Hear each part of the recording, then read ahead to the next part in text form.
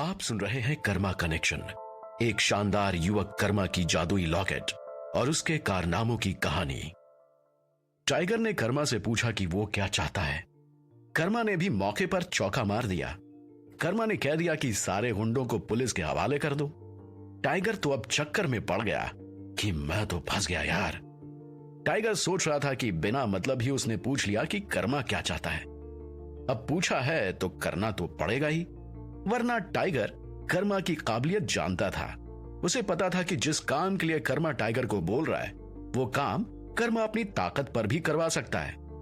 Tiger ने आखिरी कोशिश करने की सोची। टाइगर ने कर्मा से कहा, अरे कर्मा भाई, ये बच्चे हैं, आपको नहीं जानते हैं, माफ कर दीजिए इन्हें, क्या पुलिस प्रशासन करना है बिना मतलब। टाइगर की बात सुनकर कर्मा ने उसे घूरते हुए देखा। कर्मा की आंखों में गुस्सा साफ साफ दिखाई दे रहा था। कर्मा पूरे गुस्से में बोला, मुझे लगता था कि मैंने कह दिया है सो कह दिया है, आपको जो लगता है आप वो करिए। क्योंकि ये मुझे नहीं पहचानते इसलिए इन्होंने मेरे साथ ऐसा किया। दुनिया में और लोग भी है ना जिनको ये नहीं जानते होंगे, सबके साथ तो ये यही करते फिरेंगे, है कि नहीं।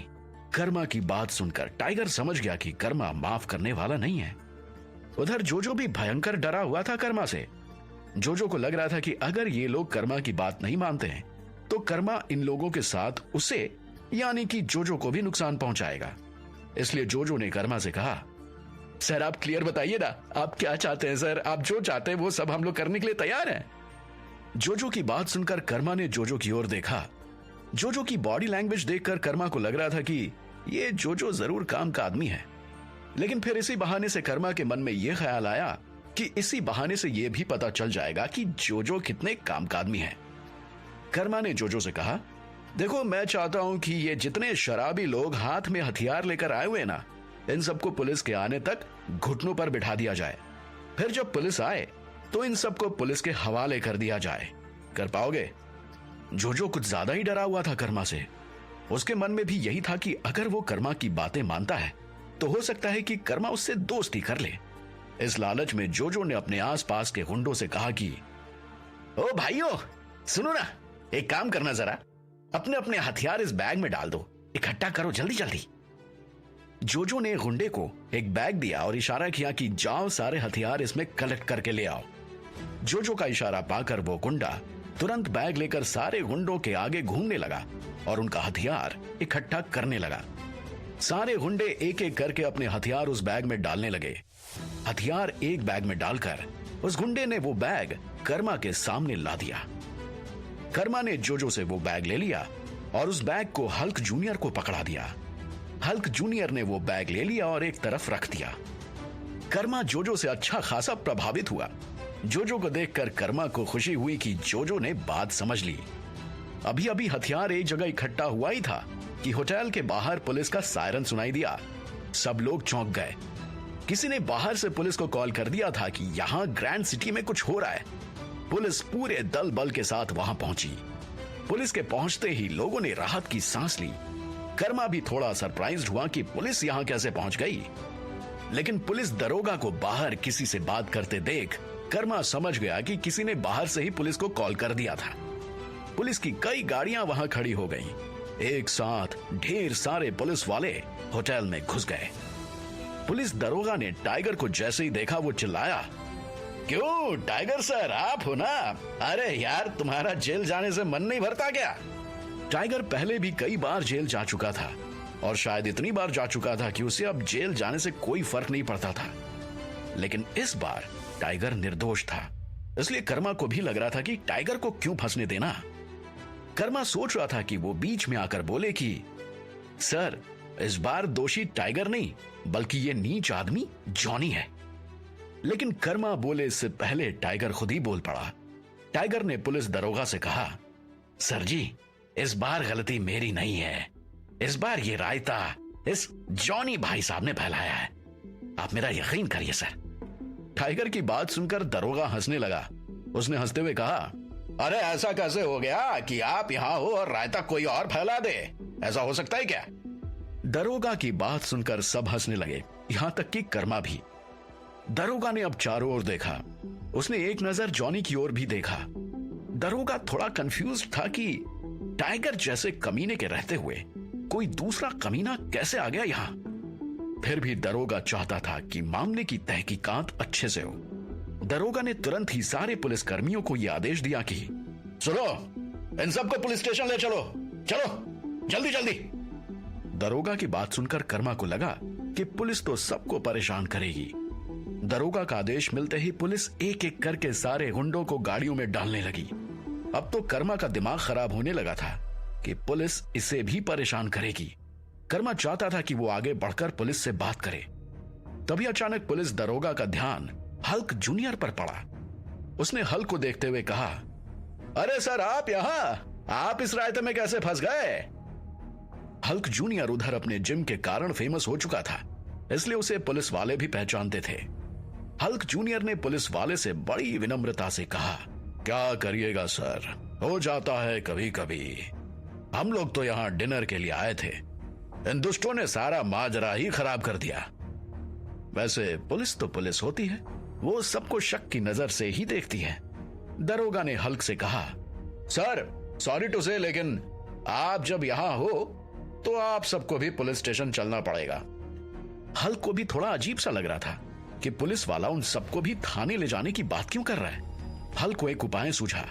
हल्क ने पुलिस वाले से कहा, सर मेरी बात तो सुनिए एक बार, मैं आपसे कह रहा हूं कि ये लोग सीधे आदमी हैं, ये लोग झूठ मूठ के परेशान हो जाएंगे, आप इन्हें छोड़ दीजिए। हल्क की बात सुनकर दरोगा ने कर्मा, मैडम शिंदे और उनकी क्लासमेट्स की ओर देखा। ये लोग अपने व्यवहार, अपने ड्रेस आदि से बहुत सीधे लग रहे थे। दरोगा को भी लगा कि इन लोगों को ले जाने से ये लोग सिर्फ परेशान ही होंगे, लेकिन पुलिस तो कानून से बंधी होती है। दरोगा ने सब देखते हुए कहा, सर ऐसा है कि हमें यहां हुई घटना का सारा एक्सप्लेनेशन चाहिए होगा, इसलिए यहां पर प्रेजेंट जितने भी लोग हैं उन सबका थाना जाना जरूरी है। हल्क भी पुलिस वालों की मजबूरी समझ रहा था, लेकिन वो नहीं चाहता था कि कर्मा पुलिस के चक्कर में पड़े और परेशान हो जाए। हल्क सच में कर्मा को दोस्त मानने लगा था। कर्मा को एक उपाय सूझा। उसने दरोगा से कहा, सर मेरी बात सुनिए ना, ऐसा करते हैं कि मैं और इस होटल का मैनेजर जो शुरू से यहां पर थे, हम दोनों आपके साथ चलते हैं और आपको हर एक चीज, सारी चीज, जितनी भी जो कुछ भी यहां पर हुई है ना, वो डिटेल में बता देते हैं, चलेगा क्या? दरोगा भी अच्छा था, उसने जिद नहीं की। वैसे भी उसे सिर्फ जानकारी ही तो चाहिए थी, वो मान गया। दरोगा ने पुलिस वालों को ऑर्डर दिया कि गुंडों के सिवाय किसी को थाने ना ले चले। बयान देने के लिए मिस्टर हल्क और ग्रैंड के मैनेजर जाएंगे। पुलिस वालों ने इशारों इशारों में ओके कहा। पुलिस वालों ने गाड़ी में टाइगर को भी चढ़ा लिया। सबको थाने लेकर वो चलने को हुए। पुलिस अब बस मिस्टर हल्क और मैनेजर का इंतजार कर रही थी। हल्क ने कर्मा से कहा, लिटिल मास्टर आप परेशान ना हो, मैं जल्दी ही ये रायता समेट कर आपसे मिलता हूं। बाकी ये डिनर तो बेकार हो गया, इसलिए हम जल्दी ही दूसरे डिनर का प्लान साथ मिलकर करेंगे। हल्क जूनियर की बात सुनकर कर्मा मुस्कुराया। कर्मा के दिमाग में चलने लगा कि इस हल्क की दोस्ती भी ना इतनी नई होकर भी कितनी सच्ची और प्यारी है। उधर एक उस जॉनी की दोस्ती है जो इतनी पुरानी होकर भी इतनी गंदी और धोखे से भरी है। कर्मा हल्क की फ्रेंडशिप भावना से बहुत खुश हुआ। कर्मा ने मुस्कुराते हुए हल्क से कहा, मिस्टर हल्क आपकी दोस्ती बहुत ही प्यारी और नायाब है, आपने मेरी बहुत मदद की, रियली दिल से धन्यवाद आपको। कर्मा की बात सुनकर हल्क थोड़ा इमोशनल हो गया। उसने मुस्कुराते हुए कहा, सर मैंने अनजाने में जो आपके साथ बदतमीजी की है, भूलने लायक तो नहीं है वो भी। हल्क की बात सुनकर कर्मा को हल्क का एटीट्यूड फिर से पसंद आया। वैसे लोग बहुत अच्छे और खास होते हैं जो अपनी कमियां याद रखते हैं और अपनी अच्छाइयों पर घमंड नहीं करते। कर्मा ने तुरंत हल्क से कहा, अरे सर आप में इतनी सारी अच्छाइयां हैं कि आपकी कमियों की ओर देखने का जी नहीं करता है। कर्मा की बात सुनकर हल्क भी बहुत प्रभावित हुआ। उसे भी लगने लगा कि कर्मा कितना अच्छा आदमी है, इसे मेरी अच्छाइयां याद है लेकिन मेरी कमियों की ओर देख भी नहीं रहा है। हल्क ने मुस्कुराते हुए अपना हाथ कर्मा की ओर बढ़ाया। दोनों ने हैंडशेक किया और हल्क जूनियर ने कहा, जल्दी मिलते हैं सर, जल्दी मिलते हैं। कर्मा ने हल्क जूनियर को थाने के लिए विदा किया। कर्मा इन सभी चीजों में इतना व्यस्त हो गया था कि कुछ देर के लिए वो मैडम शिंदे की ओर ध्यान ही नहीं दे पाया। कर्मा ने जैसे ही हल्क जूनियर को विदा करके मैडम शिंदे की ओर देखा तो कर्मा की हालत ऐसी थी कि कर्मा को काटो तो खून नहीं। मैडम शिंदे सिर पकड़ी हुई एक कुर्सी पर लगभग गिर गई थी। कर्मा शॉक्ड हो गया कि आखिर मैडम शिंदे को अब क्या हो गया। उसने तुरंत अपना डॉक्टर स्किल एक्टिवेट किया और मैडम शिंदे का नब्ज चेक करने लगा। कर्मा ने मैडम शिंदे की कलाई पकड़ी और उसे समझना शुरू किया। कुछ सेकंड तक कर्मा मैडम शिंदे का नब्ज पकड़े रहा। कुछ देर पकड़ने के बाद कर्मा के मुंह से निकला, ओ तेरी, ये क्या है? कर्मा समझ गया कि मैडम शिंदे को सदमा लगा है। जब ऐसे ही जीवन में कुछ चीजें हो जाती हैं जिसकी किसी ने कल्पना नहीं की होती, तो ऐसी हालत में सच्चे लोगों को सदमा लग ही जाता है। मैडम शिंदे के साथ भी ऐसा ही हुआ था। उन्हें कभी भी नहीं लगा था कि जॉनी उन्हें धोखा देगा, लेकिन सच्चाई तो यही थी कि जॉनी से मिला धोखा उनके लिए सदमे का कारण था। कर्मा को लगा कि मैडम शिंदे को आराम की जरूरत है। कर्मा के दिमाग में आया कि यहां इस होटल में मैडम शिंदे कहां आराम करेंगी, इसलिए कर्मा उन्हें जल्द से जल्द स्टार बाथ इन ले जाना चाहता था।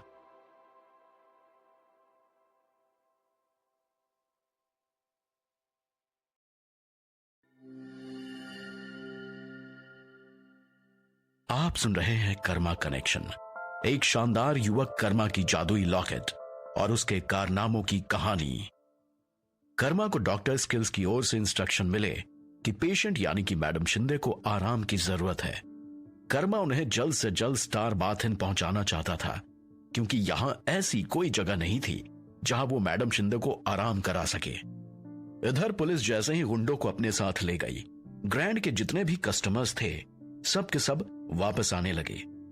कर्मा ने मैडम शिंदे को उठाने की कोशिश की, लेकिन जैसे ही कर्मा ने मैडम शिंदे को उठाया, मैडम शिंदे कर्मा की ओर गिरती चली गईं। मैडम शिंदे बुरी तरह से कांप रही थीं। ऐसा लग रहा था मानो उनके शरीर में किसी बात को लेकर डर बैठ गया हो या उन्हें बहुत तेज की ठंडी लग रही हो। मैडम शिंदे की यह हालत देखकर उनकी दोस्त भी डर गई। उन्होंने डरते डरते कहा, क्या हो गया शिंदे को? ये चल क्यों नहीं पा रही है? कर्मा को डर लगने लगा कि मैडम शिंदे की दोस्त कहीं ज्यादा पैनिक ना हो जाए। कर्मा ने तुरंत कहा, अरे मैडम कुछ नहीं, बस हल्की फुल्की तबीयत इधर उधर हो गई है, सब ठीक हो जाएगा, इन्हें बस आराम की जरूरत है। कर्मा की बात पर मैडम शिंदे की दोस्त का क्विक रिएक्शन आया। उन्होंने तुरंत कहा, अच्छा तो अब क्या करें, कहां आराम कराएं इन्हें? कर्मा के पास जवाब तो था, लेकिन वो फिलहाल चाबी ढूंढ रहा था, मैडम शिंदे की कार की चाबी। कर्मा को परेशान देखकर मैडम शिंदे की क्लासमेट ने फिर से अपना प्रश्न दोहराया कि क्या करें अब, कुछ तो बताओ। अपना सवाल पूछने के बाद उन्होंने मैडम शिंदे को हो रही परेशानी का कारण भी पूछा। देखिए मैडम, मुझे लगता है कि इन्हें आराम कराने के लिए स्टार बाथ इन इनके होटल ले जाना होगा, जिसके लिए फिलहाल मैं इनकी कार की चाबी ढूंढ रहा हूं। कर्मा की बातों से मैडम शिंदे की क्लासमेट कन्विंस हुई। बड़ी बात तो यह थी कि उन्हें पता था कि मैडम शिंदे की कार की चाबी कहां है। उन्होंने तुरंत मैडम शिंदे के पर्स में हाथ लगाया और उनकी चाबी निकालकर कर्मा की ओर उछाल दिया। कर्मा ने चाबी ली और मैडम शिंदे को ले जाने लगा, लेकिन मैडम शिंदे में चलने की क्षमता बिल्कुल भी नहीं थी। एक पल को तो लगा कि वो शायद गिर ही जाएंगी। कर्मा ने उन्हें संभाल लिया, लेकिन अब दिक्कत यह थी कि उन्हें गाड़ी तक लेकर कैसे जाया जाए। कर्मा को जब कुछ नहीं सूझा तो उसने मैडम शिंदे को गोद में उठा लिया और उन्हें लेकर गाड़ी की ओर तेजी से बढ़ने लगा। कर्मा को मैडम शिंदे को उठाए देखकर बाहर बैठे उनके क्लासमेट्स कर्मा की ओर दौड़ पड़े। दौड़ते हुए उनमें से एक आध क्लासमेट्स ने पूछा, तुम शिंदे को कहां ले जा रहे हो? उन सब की बात सुनकर कर्मा एकदम से गुस्सा आ गया। कर्मा के मन में आ रहा था कि जब पूछना चाहिए था तब तो पता नहीं कहां थे ये लोग, और जब मैं दवा लेने के लिए जा रहा हूं तो ये लोग इनके वेल विशर बनकर आ गए हैं। कर्मा कुछ बोलना नहीं चाह रहा था, उसने उनको इग्नोर किया, बस कार की ओर तेजी से बढ़ता जा रहा था। लेकिन उन लोगों ने दोबारा से वही सवाल कर दिया। कर्मा का दिमाग अब खराब हो गया, उसका खुद पर से नियंत्रण खो गया। कर्मा कुछ सेकंड रुका। कुछ देर रुककर कर्मा ने गुस्से में कहा, बस करो यार आप लोग, जब पूछना चाहिए था, जब हिसाब रखना चाहिए था, तब तो आप लोगों ने रखा नहीं। अब चले हो दिखावा करने। तबीयत खराब है, दवा कराने जा रहा हूं, आगे से हटो, रास्ता छोड़ो। कर्मा की बातें सुनकर मैडम शिंदे के कुछ क्लासमेट्स शर्मिंदा हो गए। उनके पास कर्मा की बातों का कोई जवाब नहीं था। वो सारे लोग पीछे हट गए। मैडम शिंदे की वो क्लासमेट जो उनके साथ मुसीबत में टिकी हुई थी, उनको भी चीजें बुरी लगी कि जब जरूरत थी तो ये लोग नहीं आए और अब शुभचिंतक बन रहे हैं। कर्मा मैडम शिंदे को दरवाजे तक लाया। अब सवाल यह था कि मैडम शिंदे को उठाकर पार्किंग तक ले जाना तो बेवकूफी थी। इसलिए कर्मा ने सोचा कि मैडम शिंदे को यहीं बाहर बिठा देता हूं और जाकर अंदर पार्किंग से कार ले आता हूं। कर्मा ने मैडम शिंदे की क्लासमेट से कहा कि मैम, क्या आप कुछ सेकंड इनको संभाल सकती हैं ताकि मैं अंदर से कार लेकर आ जाऊं। मैडम शिंदे की क्लासमेट ने हाँ में सिर हिलाया। कर्मा ने इशारों में उनसे सामने पड़ी कुर्सी को सरकाने को कहा। मैडम शिंदे की क्लासमेट ने किनारे पड़ी एक कुर्सी को कर्मा के सामने रख दिया। कर्मा ने उस कुर्सी पर मैडम शिंदे को बिठा दिया और उनकी क्लासमेट को इशारा किया कि आप जरा इन्हें संभालिए, बाकी मैं अभी आया। उनकी क्लासमेट ने मैडम शिंदे को संभाल लिया। कर्मा दौड़ता हुआ पार्किंग में गया। की बटन को प्रेस करते ही गाड़ी की आवाज आई। कर्मा मैडम शिंदे की गाड़ी की तरफ दौड़ा। वो तुरंत गाड़ी में बैठा और साधु बाबा को याद करके ड्राइविंग स्किल को एक्टिव किया। फिर तुरंत मैडम शिंदे की कार को पार्किंग से निकाल लिया। गाड़ी लेकर कर्मा रेस्टोरेंट के दरवाजे पर पहुंचा जहां मैडम शिंदे की क्लासमेट उनको पकड़कर बैठी हुई थी। कर्मा बहुत ही फुर्ती से बाहर आया। उसने मैडम शिंदे को उठाया और गाड़ी की पिछली सीट पर उन्हें लिटा दिया। उन्हें गाड़ी में लिटाकर तेजी से ड्राइविंग सीट की ओर भागा। कर्मा इतनी जल्दी में था कि उसने उनकी क्लासमेट से एक शब्द बात भी नहीं की, बस दूर से हाथ हिलाकर बाय बोल दिया। मैडम शिंदे की क्लासमेट बस चिल्लाएं, ध्यान से भाई साहब, ध्यान से जाइएगा। चूंकि कर्मा का ड्राइविंग स्किल एक्टिवेटेड था तो कार में बैठते ही मैडम शिंदे की कार हवा हो गई। कार 220 की स्पीड से चल रही थी। मैडम शिंदे की मर्सिडीज आज हवा से बातें कर रही थी। आज पहली बार कर्मा को इस बात का ख्याल नहीं था कि ड्राइविंग लाइसेंस ना होने के कारण पुलिस उसका चालान काटेगी तो क्या होगा, क्योंकि अभी सबसे जरूरी था मैडम शिंदे को बचाना। कर्मा मैडम शिंदे को लेकर होटल स्टार बाथ इन की ओर भागता जा रहा था। कुछ मिनट के बाद Karma hotel star bath in के आगे खड़ा था। यहां भी वही सीन हुआ। कर्मा ने गेट खोला और मैडम शिंदे को गोद में उठा लिया। वो दौड़ता हुआ उन्हें उठाए हुए होटल में दाखिल हुआ। कर्मा को एक औरत को गोद में उठाए देखकर होटल के वेटर भी थोड़ा शॉक्ड हो गए। वो भी दौड़ते हुए कर्मा के पास आए। कर्मा ने दौड़ते हुए वेटर को मैडम शिंदे का रूम नंबर बताया, साथ में यह भी बोला कि प्लीज दरवाजा अपनी की से खोल दीजिए, जल्दी करिए। हालांकि ऐसा अक्सर होता नहीं है कि होटल वाले अपनी चाबी से कस्टमर का रूम खोल दें, लेकिन वो देख रहे थे कि ये एक इमरजेंसी सिचुएशन है, इसलिए उन्होंने बिना पूछे ही अपनी चाबी से होटल का वो कमरा खोल दिया जिसमें मैडम शिंदे ठहरी हुई थी। कर्मा तुरंत रूम में घुस गया और मैडम शिंदे को उनके बिस्तर पर सुला दिया। बिस्तर पर सुलाकर कर्मा ने एसी ऑन कर दिया। एसी ऑन करके कर्मा भी वहीं सामने पड़ी कुर्सी पर बैठ गया। कर्मा भी थोड़ा सुस्ताने की कोशिश करने लगा। सुस्ताते सुस्ताते कर्मा ने एक बार फिर से मैडम शिंदे का नब्ज पकड़ा। नब्ज पकड़ते ही कर्मा को साधु बाबा के इंस्ट्रक्शन सुनाई दिए। कर्मा ने पलट कर देखा तो सामने होटल का वो स्टाफ खड़ा था जो अपना कार्ड की लेकर कर्मा की मदद के लिए आया था। कर्मा ने उसे थैंक यू कहकर विदा किया। कर्मा अब इंस्ट्रक्शन के अनुसार मैडम शिंदे का इलाज करने जा रहा था। कर्मा को जैसे जैसे इंस्ट्रक्शंस मिल रहे थे, कर्मा ने बारी बारी से मैडम शिंदे के सारे एक्यू पॉइंट्स दबाए। कर्मा के एक्यू पॉइंट्स दबाते ही मैडम शिंदे को थोड़ा आराम मिलने लगा। धीरे धीरे मैडम शिंदे के शरीर को आराम मिलता गया। धीरे धीरे मैडम शिंदे रिलैक्स्ड हो गई। उनके रिलैक्स होने से कर्मा का मन भी रिलैक्स्ड हो गया। वरना कर्मा मैडम शिंदे की अचानक तबीयत खराब होने से डर गया था कि क्या होगा क्या नहीं। कर्मा साधु बाबा से मिले हर मेडिकल इंस्ट्रक्शन को फॉलो कर रहा था।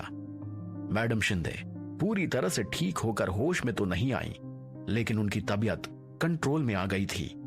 उनके शरीर में जो कंपन थी वो धीरे धीरे कम होती गई। कर्मा ने वापस मैडम शिंदे का नब्ज पकड़ा। कर्मा को इंस्ट्रक्शन मिले कि अब मैडम शिंदे धीरे धीरे उस सदमे से बाहर आ रही हैं।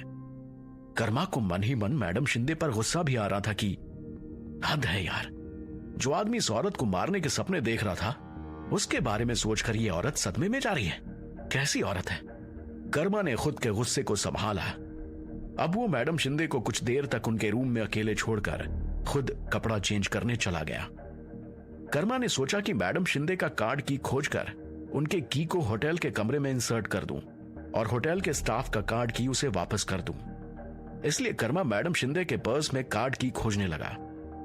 कर्मा ने एक एक करके मैडम शिंदे के पर्स के लगभग सारे चेन खोल दिए, लेकिन कर्मा को मैडम शिंदे का कार्ड की कहीं नहीं मिला। कर्मा मन ही मन सोचने लगा कि मैडम शिंदे ने अपना कार्ड कहीं बाहर तो नहीं गिरा दिया। कर्मा को मैडम शिंदे के पर्स के एक चेन में एक छोटे साइज की एक प्यारी सी नोटबुक दिखाई दी। कर्मा ने उस चेन में नोटबुक देखकर उसे तुरंत ही बंद कर दिया। कर्मा को लगा कि हो सकता है कि उसी चेन में कार्ड की हो। कर्मा ने चेन में हाथ डालकर पहले नोटबुक को बाहर निकाला, फिर दोबारा चेन में हाथ डाला तो उसे मैडम शिंदे के रूम का कार्ड की मिल गया। कर्मा के चेहरे पर मुस्कान आ गई कि चलो एक नया लफड़ा होते होते बच गया। कर्मा ने उस कार्ड की को रूम में इंसर्ट कर दिया और स्टाफ का कार्ड निकाल लिया ताकि उसे वापस कर सके। कर्मा अब वापस मैडम शिंदे के पास आया। उसने उन्हें अच्छे से चादर उड़ाया और उनके नोटबुक को उनके पर्स में रखने लगा ताकि वो उनके पर्स को व्यवस्थित करके अपने कमरे में वापस जा सके। वो नोटबुक बहुत ही सुंदर था। कर्मा के मन में आया कि वो नोटबुक को थोड़ा देख ही ले। हालांकि कर्मा की आदत कभी नहीं थी कि वो दूसरों की पर्सनल चीजों को देखता हो, लेकिन पता नहीं क्यों वो उस नोटबुक के प्रति अट्रैक्ट हो रहा था। कर्मा ने उस नोटबुक को खोला, एक आध पन्ने पलटे और फिर वो पलटता ही गया। कर्मा जैसे जैसे नोटबुक के पन्ने पलटता उसके एक्सप्रेशन बदलते जाते। कर्मा के हाथ कांपने लगे। उस नोटबुक में मैडम शिंदे ने जो लिखा था वो पढ़कर कर्मा का सिर चकराने लगा। कर्मा को अपनी आंखों पर भरोसा ही नहीं हो रहा था। कर्मा अब चाहकर भी बीच में पढ़ना नहीं रोक सकता था। वो पढ़ता गया। वो बस सरप्राइज था कि क्या वो जो पढ़ रहा है वो सच है।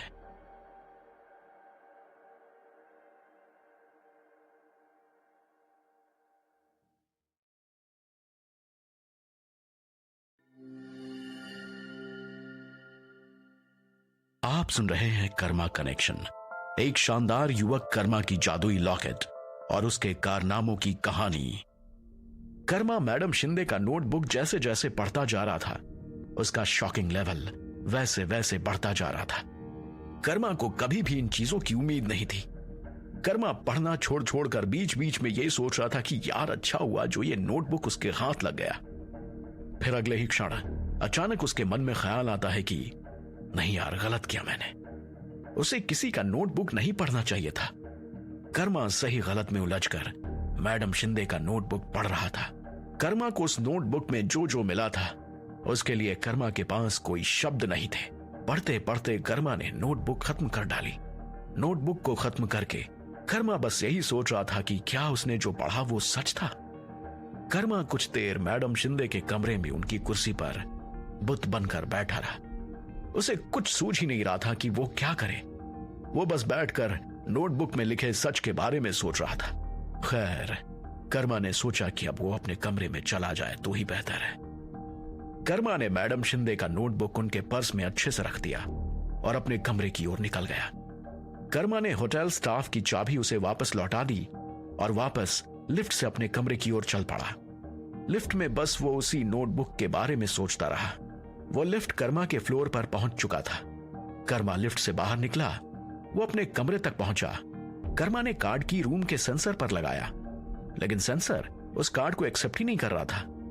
कर्मा का दिमाग चकरा गया कि यार ये कैसे हो गया, ये सेंसर कार्ड की क्यों नहीं ले रहा है।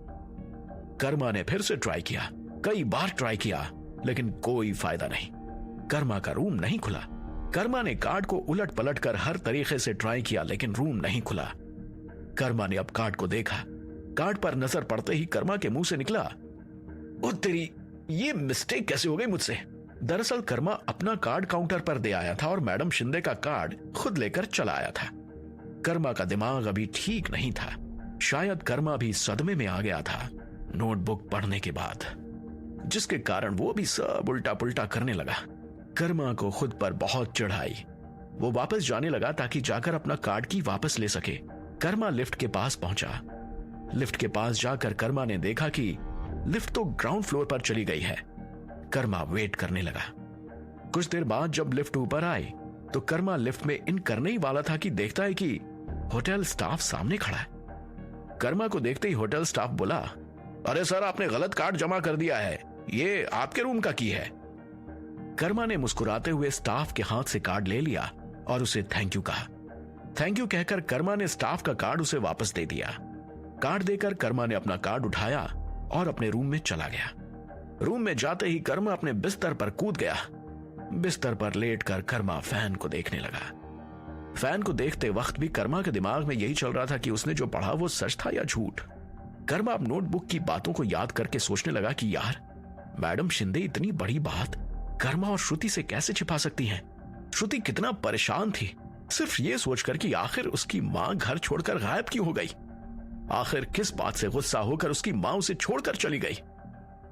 मैडम शिंदे ने श्रुति को कोई सटीक कारण नहीं बताया था कि आखिर वो घर छोड़कर क्यों जा रही है, लेकिन मैडम शिंदे ने जो बात और कारण अपनी बेटी को नहीं बताई थी, वो सारी बात और कारण उन्होंने नोटबुक में बताई थी। मैडम शिंदे के नोटबुक में कर्मा ने जो पढ़ा वो चौंकाने वाला था, अकल्पनीय था। ऐसा कुछ कभी ना श्रुति ने सोचा होगा और ना ही कर्मा ने। इसमें यह तय करना मुश्किल था कि क्या गलत है और कौन गलत है। कर्मा नोटबुक की बात याद करने लगा। नोटबुक में लिखा हुआ था कि मैडम शिंदे जब भी कर्मा को देखती हैं तो वो कंफ्यूज्ड हो जाती हैं कि वो दुखी हो या खुश हो। कर्मा को देखकर उन्हें कुछ होने लगता है। क्या होने लगता है कहना मुश्किल है। कारण है कि कर्मा को देखकर मैडम शिंदे को उनका अतीत याद आ जाता है। कर्मा को देखकर उन्हें उनकी मोहब्बत याद आ जाती है। हाँ, मैडम शिंदे का भी एक अतीत था, प्रेम का अतीत। अतीत मीन्स पास्ट। आज वो पास्ट कर्मा के माध्यम से उनका पीछा कर रहा है। शारदा शिंदे की पहली मोहब्बत कॉलेज लाइफ में हुई थी, जब वो बेहद जवान और खूबसूरत थी। उस लड़के का नाम सर्वजीत था, जिसे शारदा शिंदे शिबू बुलाती थी। शिबू गांव का लड़का था, बहुत ही हैंडसम और बहुत ही प्यारा। शारदा शिंदे उसे बेशुमार मोहब्बत करती थी, इतना कि उन्हें खुद नहीं पता था कि वो शिबू को कितना प्रेम करती हैं। शिबू भी उनसे प्रेम करता था। अब सवाल यह था कि मैडम शिंदे को कर्मा को देखकर शिबू की याद क्यों आती है।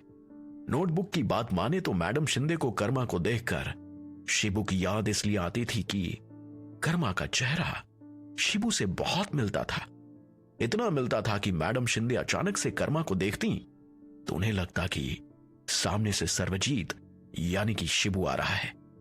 मैडम शिंदे ने नोटबुक में लिखा था कि जिस पास्ट से भागने के लिए उन्होंने कई साल बर्बाद कर दिए थे, वो पास्ट कर्मा के आने से पता नहीं जैसे वापस आ गया, एकदम करीब, इतने करीब कि हर वक्त मैडम शिंदे अपने पास्ट में उलझी रहती थी।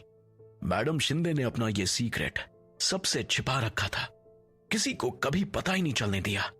मैडम शिंदे और उनका यह रिलेशन सिर्फ उनके और शिबू के बीच में था। किसी को भी उस रिश्ते के बारे में कोई जानकारी नहीं थी। मैडम शिंदे चाहती भी नहीं थी कि किसी और को उनके रिश्ते के बारे में पता चले। अब तक उन्होंने सब कुछ बहुत मजबूती से एक्सेप्ट किया था। अपने पास्ट से निकलकर मूव ऑन करने में उन्हें बहुत मेहनत लगी थी, लेकिन आज वो इतनी कमजोर हो चली थी कि उन्हें लग रहा था कि अब सारी मेहनत बेकार हो जाएगी। मैडम शिंदे ने बहुत कोशिश की, लेकिन कोई फायदा नहीं हुआ। वो चाहकर भी अपने पास्ट से बाहर नहीं निकल पा रही थी। उन्हें हर पल वो सब कुछ याद आ रहा था। समस्या यह थी कि मैडम शिंदे ने शिबू से मोहब्बत से ज्यादा नफरत की थी। सिर्फ मोहब्बत होती तो शायद उन्हें इतनी तकलीफ नहीं होती, लेकिन मैडम शिंदे ने शिबू से मोहब्बत से ज्यादा नफरत की थी। नफरत का कारण था कि शिबू ने मैडम शिंदे को धोखा दिया था, वो भी पैसों के लिए। मैडम शिंदे एक सामान्य घर की सामान्य लड़की थी और शिबू को जो लड़की मिली थी उसके पास BMW थी। मैडम शिंदे को शिबू ने बिना कुछ कहे सिर्फ कुछ पैसों के लिए छोड़ दिया था। मैडम शिंदे ने आज इतने पैसे अगर कमाए थे तो वो सिर्फ इसलिए कि उन्हें खुद को साबित करना था उस धोखे के आगे कि पैसा प्रेम से बड़ा नहीं होता। मैडम शिंदे ने बहुत स्ट्रांगली खुद को मेंटली प्रिपेयर किया था, जिससे कि उन्हें जीवन में कभी उस शिबू और उसके धोखे की याद ना आए। लेकिन कर्मा के आने से सब कुछ बिगड़ने लगा था। ऐसा नहीं था कि मैडम शिंदे ने कोशिश नहीं की, लेकिन वो चाहकर भी कर्मा को देखकर शिव को याद करने से खुद को रोक नहीं पाती थी। बहुत कोशिश की थी मैडम शिंदे ने, लेकिन जब मैडम शिंदे के लिए सब हदें पार हो गई तो मैडम शिंदे अपने घर को ही छोड़कर चली गई। वो नहीं चाहती थी कि उनका मूड ऑफ रहे, और उनके मूड ऑफ रहने के कारण पूरे घर का मूड ऑफ रहे। उन्हें सबसे ज्यादा इस बात का डर था कि कहीं ये सब श्रुति जान गई तो उसे बहुत बुरा लगेगा। वो अपनी ये मजबूरी किसी के साथ शेयर नहीं कर सकती थी, इसलिए उन्होंने जितनी भी बातें थी वो सारी इस नोटबुक में लिख दी ताकि उनका मन हल्का हो सके। कर्मा को अब मैडम शिंदे के उस पोस्ट के बारे में भी पता चल चुका था, और साथ में वो कारण भी पता चल चुका था जिसके चलते मैडम शिंदे अपना घर छोड़कर आई थी। कर्मा अब सोचने लगा कि इतना कुछ जानकर कौन सी तरकीब निकाली जाए जिससे सब ठीक हो जाए। कर्मा भी बैठकर यह सब सोच ही रहा था कि उसका फोन बजा। कर्मा ने फोन देखा तो कॉल पर श्रुति थी। कर्मा डिस्टर्ब था, वो अभी किसी से बात नहीं करना चाहता था, लेकिन उसने सोचा कि वो एक बार इस मैटर पर श्रुति से राय तो लेता ही, इसलिए कर्मा ने कॉल उठाया। दूसरी साइड से श्रुति बोली, कैसे हो कर्मा? माँ कैसी है? कब तक उन्हें लेकर आ रहे हो? उन्हें लेकर आओगे ना कर्मा? श्रुति ने एक साथ कई सवाल कर दिए, जिसे सुनकर कर्मा का सर चकराने लगा। कहां वो खुद ही मुसीबत में पड़ा हुआ है, कहां श्रुति उससे एक साथ कई सवाल कर रही है। कर्मा ने अनमने ढंग से कहा, यार श्रुति सब ठीक है, एक साथ इतने सवाल क्यों पूछती हो तुम? श्रुति के लिए भी ये थोड़ा हार्ट ब्रेकिंग था। वो भी सोचने लगी कि कर्मा उससे इस तरीके से बात नहीं करता है। क्या बात है जो आज कर्मा उससे रूडली बात कर रहा है?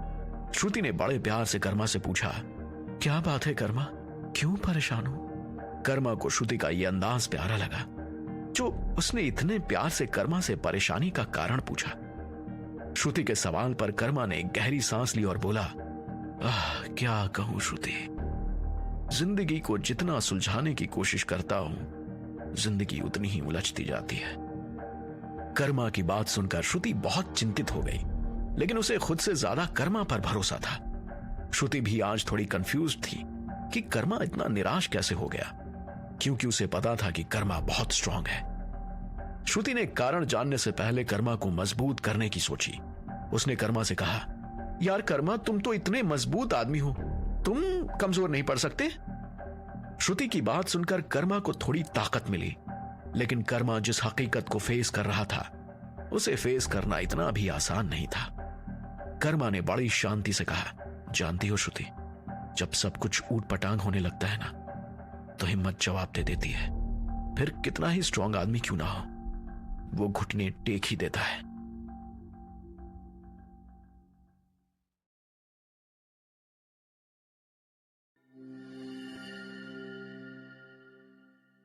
आप सुन रहे हैं कर्मा कनेक्शन, एक शानदार युवक कर्मा की जादुई लॉकेट और उसके कारनामों की कहानी। कर्मा अपनी बात से थोड़ा निराश लग रहा था, और कर्मा की निराशा से श्रुति निराश होने लगी। श्रुति जानना चाहती थी कि आखिर कर्मा क्यों निराश और उदास है। उसने अगला सवाल पूछा, कर्मा लेकिन बात क्या है, मुझे बताओ, मैं शायद तुम्हारी मदद कर सकूं। कर्मा ने कुछ देर सोचा। वो कुछ देर चुप रहा, फिर बड़ी गंभीरता से बोला, श्रुति, मेरी समस्या जैसी है ना, इसमें तुम मेरी कोई मदद नहीं कर पाओगी। कर्मा की बात सुनकर श्रुति की जिज्ञासा और बढ़ गई कि आखिर ऐसी क्या बात है।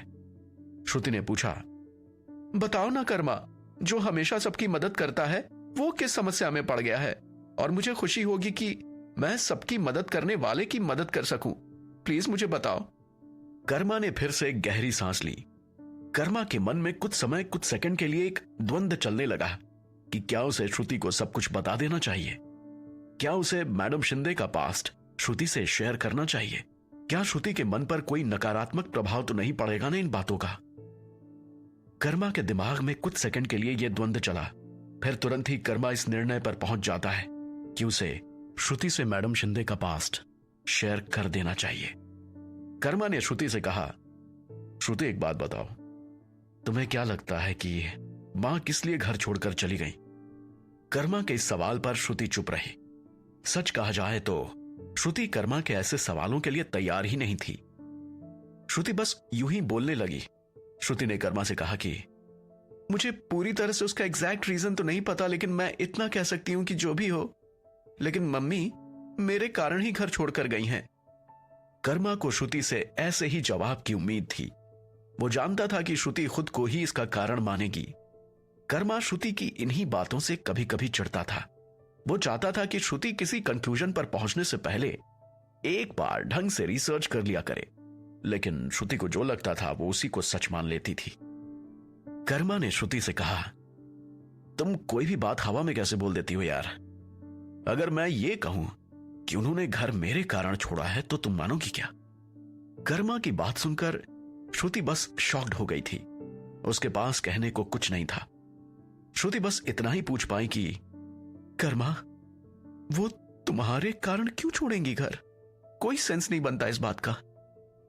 श्रुति के सवाल के बाद कर्मा ने मैडम शिंदे की नोटबुक में लिखी हर एक बात श्रुति को बता दी। कर्मा ने बता दिया कि कर्मा मैडम शिंदे के लिए वो अभिशाप है जिसके कारण वो अपने पास्ट में चली जाती हैं। उनका पास्ट उनके लिए कितना बुरा है ये उनकी नोटबुक में लिखी उनकी बातों को पढ़कर पता चल जाता है। कर्मा ने एक एक बात श्रुति को बता दी। श्रुति बिना एक शब्द बोले बस सब सुनती चली गई। कर्मा भी जानता था कि एक सदमा अब श्रुति को भी लगने वाला है, इसलिए वो श्रुति को बोलने के लिए नहीं कह रहा था, बस खुद बोलते जा रहा था। श्रुति ने सारी बातें सुन ली। सारी बातों को सुनकर श्रुति ने एक गहरी सांस ली। कर्मा डर रहा था कि श्रुति के मन पर इन बातों का कुछ गलत असर ना पड़े। कर्मा अब श्रुति के रिएक्शन का इंतजार कर रहा था। श्रुति कुछ बोल ही नहीं रही थी, बस चुप थी। कर्मा को इस चुप्पी से डर लग रहा था। कर्मा ने श्रुति से कहा, तुम चुप क्यों हो श्रुति? कुछ बोलती क्यों नहीं? फिर श्रुति ने चुप्पी तोड़ी। श्रुति बोल पड़ी। श्रुति ने कर्मा से कहा, कर्मा, तुम मां से मिलने कब जाओगे? कर्मा थोड़ा कंफ्यूज हुआ कि श्रुति इतना कुछ सुनकर चुप कैसे रह सकती है, और अब जो बोली है तो पूछ रही है कि मां से मिलने कब जाओगे। कर्मा को समझ नहीं आ रहा था कि श्रुति के दिमाग में क्या चल रहा है, लेकिन कर्मा को तो जवाब देना था, इसलिए ना चाहते हुए भी कर्मा ने जवाब दिया, अभी वो बीमार है तो सोने से पहले एक बार उनसे मिलने जरूर जाऊंगा। मेरे ख्याल से मैं कुछ देर बाद जाऊंगा। कर्मा की बात सुनकर श्रुति कुछ देर चुप रही। शायद वो अपने आंसू छिपा रही थी। फिर कुछ देर के बाद श्रुति बड़ी मजबूती से बोली, कर्मा, जब मां के पास जाना तो उनसे मैं जो कह रही हूं ना वो सवाल जरूर पूछना। कर्मा अब और ज्यादा सरप्राइज्ड हो रहा था। कारण था कि कर्मा को लगता था कि श्रुति जब इन बातों को जानेगी तो वो कमजोर होकर रोएगी, लेकिन यहां तो उल्टा हो रहा है। श्रुति उसी से सवाल पूछने को कह रही है। कर्मा ने कहा, कैसा सवाल पूछना है? बोलो, कोशिश करूंगा। कर्मा की बात सुनकर श्रुति ने फिर उसी मजबूती से कहा, कोशिश नहीं कर्मा, उनसे पूछ कर ही आना। फिर श्रुति ने अपना सवाल कर्मा को बताया। सवाल सुनकर कर्मा के तो होश उड़ गए। कर्मा को लगा कि यह श्रुति अचानक से इतनी मजबूत कैसे हो सकती है, इतना बदल कैसे सकती है। कर्मा ने श्रुति से पूछा, श्रुति, ये तुम ही बोल रही हो ना? तुम इतनी मजबूत कैसे हो गई? कर्मा की बात सुनकर श्रुति हंसने लगी, लेकिन उसके हंसने से यह पता चल रहा था कि उसकी हंसी में आंसू छिपे हुए हैं। श्रुति ने हंसते हुए कर्मा से कहा, हाँ, स्ट्रांग हो गई हूं मैं, एक स्ट्रांग आदमी के साथ रहते रहते। कर्मा श्रुति की बात सुनकर हंसने लगा, लेकिन यह हंसी भावुकता की थी। उस हंसी में कर्मा का मन टूटा पड़ा था। कर्मा ने श्रुति से वादा किया कि श्रुति, मैं तुम्हारा सवाल जरूर जाकर कुछ देर में उनसे पूछूंगा। कर्मा की बात सुनकर श्रुति खुश हुई। उसने चहक कर कहा, मैं इंतजार करूंगी कर्मा, मैं इंतजार करूंगी। कर्मा को लगा कि श्रुति इमोशनल होकर फोन न रख दे, इसलिए कर्मा ने श्रुति से तुरंत पूछा, क्या मैं एक सवाल पूछ सकता हूं? लेकिन उसके लिए एक शर्त है, मानोगी तो बताओ। कर्मा की बात सुनकर श्रुति भी थोड़ी सी कंफ्यूज हुई कि अब इसके लिए क्या शर्त है। श्रुति ने कर्मा से कहा कि बोलो ना कर्मा, ऐसा क्या है जो मैं नहीं मानूंगी? तुम जो कहोगे वो मानूंगी। कर्मा ने श्रुति से तुरंत कहा, तुम मम्मी को कभी भी ये पता नहीं चलने दोगी कि तुमसे मैंने सब कुछ शेयर कर दिया है। तुम उनके पास्ट के बारे में जो कुछ भी जानती हो उनके सामने कभी नहीं बताओगी। कर्मा की बात सुनकर श्रुति लगभग रो पड़ी। उसकी आवाज भारी हो गई। उसने रोते हुए कहा, कर्मा, मैं अगर उनकी बेटी होती ना तो वो मुझे खुद बताकर जाती। जब उन्होंने खुद नहीं बताया तो मैं इतना तो समझ ही गई हूं कि मैं उनके लिए क्या वैल्यू रखती हूं। मैं खुद ही उनको नहीं बताऊंगी कि मैं सब जानती हूं। तुम चिंता मत करो कर्मा, तुम चिंता मत करो। कर्मा ने सर पकड़ लिया। वो श्रुति को समझाने की कोशिश कर रहा था और श्रुति बिना मतलब खुद भी उलझ रही थी और दूसरे को भी उलझा रही थी। कर्मा ने श्रुति को समझाने की कोशिश की। उसने श्रुति से कहा, यार श्रुति, अब तुम गलत सोच रही हो। मैं बस कुछ समझाने की कोशिश कर रहा हूं, तुम प्लीज गलत मत सोचो। इतना सुनना था कि श्रुति ने तुरंत ही रिस्पॉन्स किया, कर्मा प्लीज, तुम मुझे ना समझाओ कि क्या सही है क्या गलत है। मुझे जो समझना था मैंने वो समझ लिया है। बस तुम वो सवाल पूछकर मुझे बताओ, समझ गए? कर्मा फिर से कुछ बोलने ही वाला था कि श्रुति ने फोन काट दिया। कर्मा सोचने लगा कि इन लड़कियों को समझाना भी कितना मुश्किल काम है। इनको समझाओ कुछ, ये समझ लेती हैं कुछ। कर्मा फिर से बेड पर लेट गया और पंखे को देखते हुए सोचने लगा कि क्या यार, क्या किया जाए अब। लेकिन कर्मा के पास खुद के सवालों का जवाब नहीं था। कर्मा भी खुद के सवालों में उलझा हुआ था कि उसका फोन फिर से बजा। कर्मा को लगा कि श्रुति ने फिर से कॉल किया होगा, लेकिन कर्मा ने फोन देखा तो उस पर एक अनसेव्ड नंबर आ रहा था। हालांकि कर्मा को वो नंबर कुछ जाना पहचाना सा लगा। एक सेकंड में कर्मा जान गया कि ये जरूर हल्क जूनियर का नंबर है। उसका फोन देखकर कर्मा का दिल फिर से धड़कने लगा कि अब कोई टेंशन तो नहीं हो गई ना। कर्मा का दिमाग तुरंत से उस झगड़े पर चला गया। कर्मा को अपनी गलती का एहसास हुआ। वो सोचने लगा कि उसे एक बार कम से कम हल्क को कॉल कर लेना चाहिए था कि आखिर क्या हुआ पुलिस स्टेशन में। खैर, ढेर सारे गिल्ड के साथ कर्मा ने कॉल रिसीव किया। कॉल रिसीव करते ही कर्मा बोला, सॉरी मिस्टर हल्क, मैं थोड़ा परेशान हो गया था। मैडम की तबीयत खराब हो गई थी, नहीं तो मैं आपको कॉल करने ही वाला था। कर्मा की बात पर उधर से हल्क बोला, अरे सर, कूल हो जाइए, कूल हो जाइए, इतना परेशान होने की जरूरत नहीं है। ये बताइए क्या हुआ है मैडम को। हल्क जूनियर की बात सुनकर कर्मा अब भी थोड़ा गिल्ड में था। कर्मा को लग रहा था कि हल्क भले ये सब बातें बोल रहा हो, लेकिन उसे भी ये चीजें बुरी लगी होंगी। लेकिन कर्मा को अब जो भी था सारी बातें भूलनी थी। कर्मा ने हल्क को बताया, अरे उनका ब्लड प्रेशर वगैरह थोड़ा अप एंड डाउन हो रहा था, लेकिन अब वो खतरे से बाहर है, चिंता की कोई बात नहीं है। कर्मा की बात सुनकर हल्क को भी थोड़ी राहत मिली। हल्क ने कहा, चलिए ये तो अच्छी बात है कि अब वो खतरे से बाहर हैं। शुक्र है कि आप उनके साथ हो, नहीं तो पता नहीं क्या होता उनका। आप जैसा इंसान मिलना बहुत मुश्किल है सर। हल्क से अपनी तारीफ सुनकर कर्मा को अच्छा लगा, लेकिन वो खुश नहीं हुआ। कारण बहुत सारे थे। कर्मा के मन में अभी ये चल रहा था कि अगर वो मैडम शिंदे को उनके घर तक पहुंचा पाया तब वो कह सकता है कि उसने मैडम शिंदे के लिए कुछ किया है। कर्मा ने हल्क को जवाब दिया, ऐसा नहीं है सर, बस अपने हक का कर्तव्य करते रहना है। बाकी आप बताइए वहां क्या हुआ, सब ठीक तो रहा ना। कर्मा के सवाल पर हल्क ने उसे बताना शुरू किया। अरे सर, अब ऑलमोस्ट ठीक हो गया है सब। जॉनी को तो अभी तक पुलिस ने अपने पास रखा हुआ है साथ में। बाकी टाइगर ब्रो जो थे वो जेल जाते जाते बच गए नहीं तो उनको भी ले ही जाते पुलिस वाले। इतना कहकर हल्क हंसने लगा। हल्क की हंसी देखकर कर्मा को भी हंसी आ गई। वो भी हंसने लगा।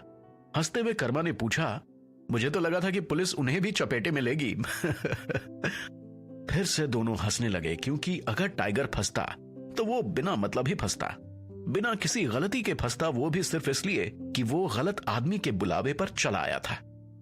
बातों बातों में कर्मा ने एक रोचक सवाल पूछ दिया। कर्मा ने पूछा, अच्छा हल्क सर, एक बात बताइए ना, वो टाइगर ब्रो के वेपन्स का क्या हुआ।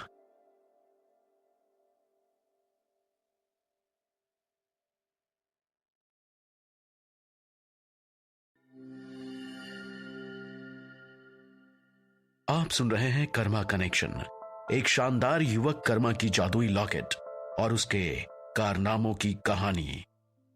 कर्मा के सवाल अब इंटरेस्टिंग हो रहे थे, वो इसलिए कि कर्मा कब से बस डिप्रेस था।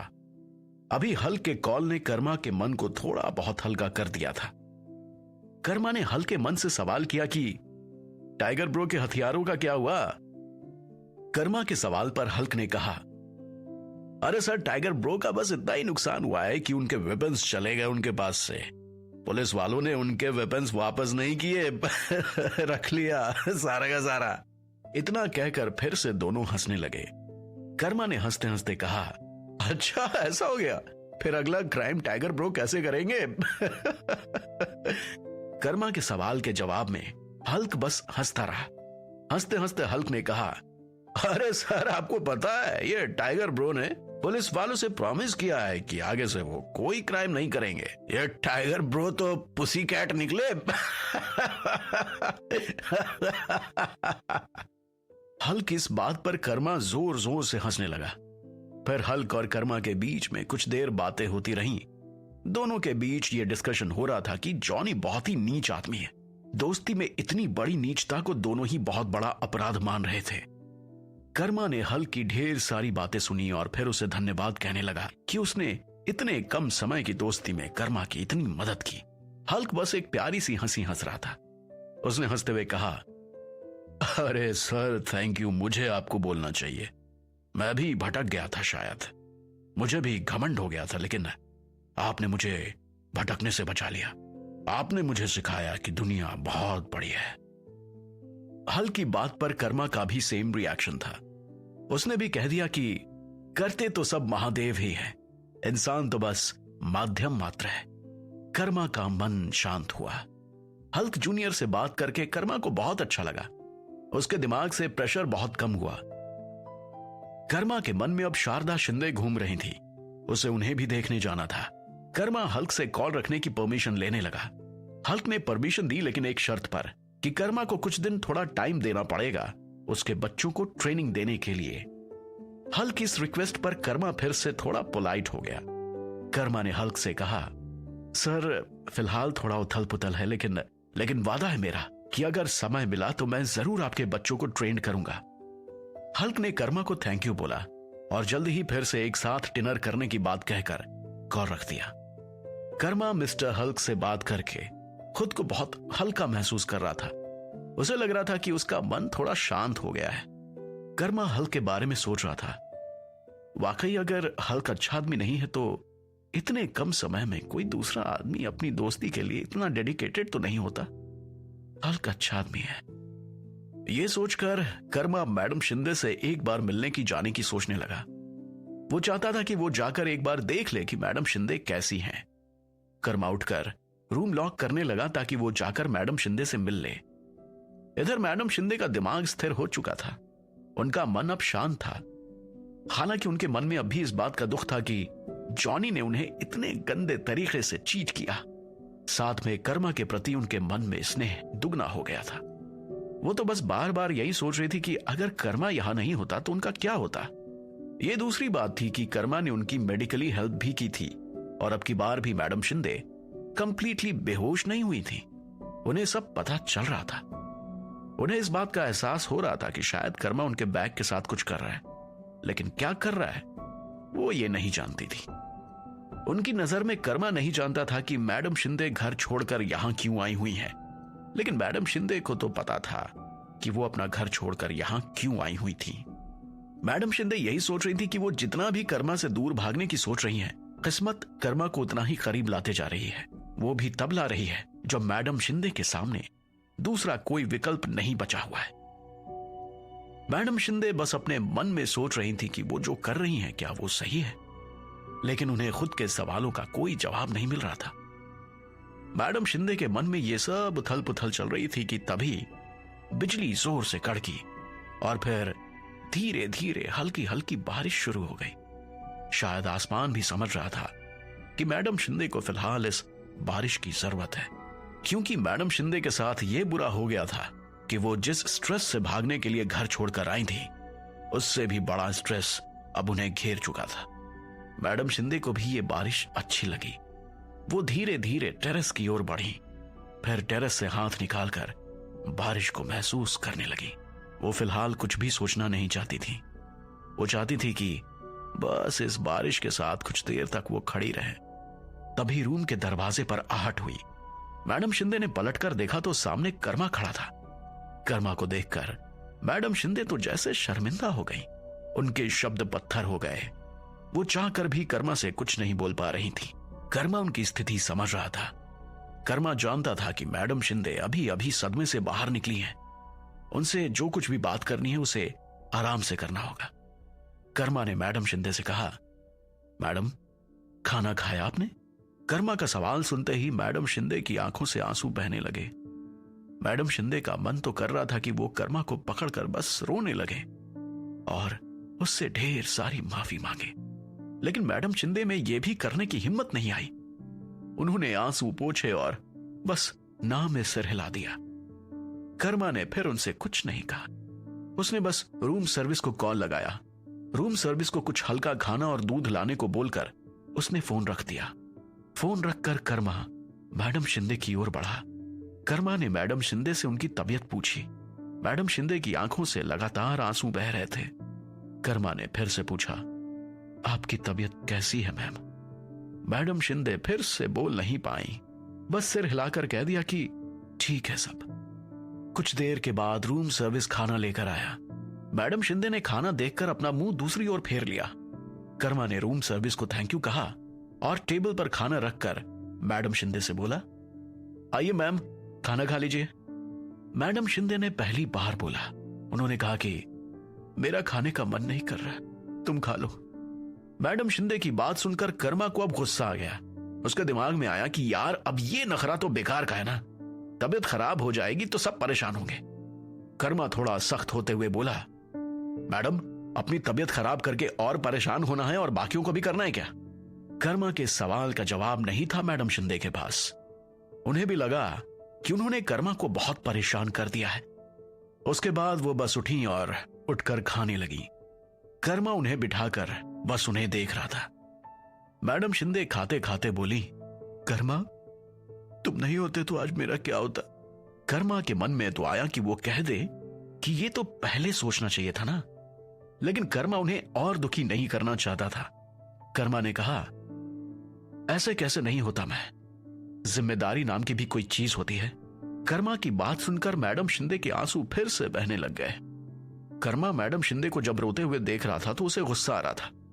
थोड़ी नाराजगी दिखाते हुए उसने मैडम शिंदे से कहा, देखिए मैडम अभी सिर्फ खाना खाइए, बाकी का बाद में सोचिएगा जो भी आप सोच रही हैं। कर्मा की बात सुनकर मैडम शिंदे ने फिर कुछ रिस्पॉन्स नहीं किया और खाना खाने लगी। कर्मा उन्हें खाना खाते देखता रहा। मैडम शिंदे ने रोते रोते खाना कंप्लीट किया। कर्मा के मन में भी श्रुति का सवाल घूम रहा था, जिसे पूछने के लिए कर्मा सही समय का इंतजार कर रहा था। कर्मा ने वो सवाल बीच में नहीं पूछा क्योंकि वो जानता था कि सवाल सुनकर मैडम शिंदे दुखी हो जाएंगी और फिर खाना नहीं खाएंगी, और अगर खाना नहीं खाएंगी तो फिर से बीमार पड़ जाएंगी। खाना खत्म हुआ तो कर्मा ने मैडम शिंदे को दूध पीने के लिए कहा। मैडम शिंदे का मन तो था ही नहीं दूध पीने का, लेकिन वो जानती थी कि कर्मा बिना दूध पिलाए मानेगा नहीं। उन्होंने चुपचाप दूध पी लिया। उनको दूध पीते देख कर्मा को डबल खुशी हुई। एक तो वो दूध उनके हेल्थ के लिए जरूरी था, दूसरा कि अब कर्मा उनसे सवाल पूछ सकता था। कर्मा अभी सवाल पूछने का सोच ही रहा था कि मैडम शिंदे बोल पड़ी, कर्मा क्या तुम मुझे माफ कर दोगे? वैसे मेरी गलती माफी के लायक तो नहीं है, लेकिन फिर भी प्लीज मुझे माफ कर दो। मैडम शिंदे की बात सुनकर कर्मा को गुस्सा भी आ रहा था और उन पर दया भी। फिर भी कर्मा ने कह ही दिया कि देखिए मैडम, एटलीस्ट आपको यह सोचना तो चाहिए था कि आपके पीछे बहुत सारे लोग हैं जो परेशान हो सकते हैं, जिन्हें आपकी फिक्र है। मैडम शिंदे को भी लगा कि कर्मा सही बोल रहा है, लेकिन उनकी भी अपनी मजबूरी थी। कर्मा भी इस बात को समझ रहा था, इसलिए उसने फिर कुछ नहीं कहा। मैडम शिंदे भी चुप हो गई। वो कुछ और बोलना चाहते भी नहीं थी। उस कमरे में एक अजीब सी खामोशी सी फैल गई। कर्मा को लगा कि यह सही समय है सवाल पूछने का। कर्मा ने बड़े प्यार से कहा, क्या मैं आपसे एक सवाल पूछ सकता हूं? कर्मा के सवाल पर मैडम शिंदे भी थोड़ी गंभीर हो गई कि आखिर कर्मा उनसे क्या पूछना चाहता है। उन्होंने कहा, हाँ पूछो। कर्मा ने गहरी सांस ली और मैडम शिंदे से पूछा, मैडम मुझे एक बात बताइए कि अगर आपको लग रहा है कि मुझसे और श्रुति से आपकी लाइफ डिस्टर्ब हो रही है, तो आप कहीं जाने की क्यों सोच रही हैं? डिस्टर्बेंस तो हमसे है ना, हमारी वजह से। तो हमें कहीं जाना चाहिए ना। आप बस एक बार बोलिए कि हम लोग कहीं चले जाएं। कर्मा का यह सवाल सुनकर मैडम शिंदे के पैर के नीचे से जमीन गायब हो गई। मैडम शिंदे एक पल को कंफ्यूज हो गई कि कर्मा ये सब क्यों पूछ रहा है। इसे कैसे पता चला कि मेरी लाइफ इन दोनों की वजह से डिस्टर्ब्ड है। क्या कर्मा ने नोटबुक पढ़ ली है? अगर कर्मा ने नोटबुक पढ़ ली है तो क्या वो मेरे पास्ट के बारे में भी जान गया है? अगर ये मेरे पास्ट के बारे में जान गया है तो क्या इसने सब कुछ श्रुति से शेयर कर दिया है? कर्मा के इस एक सवाल ने मैडम शिंदे के मन में कई सवाल पैदा कर दिए थे।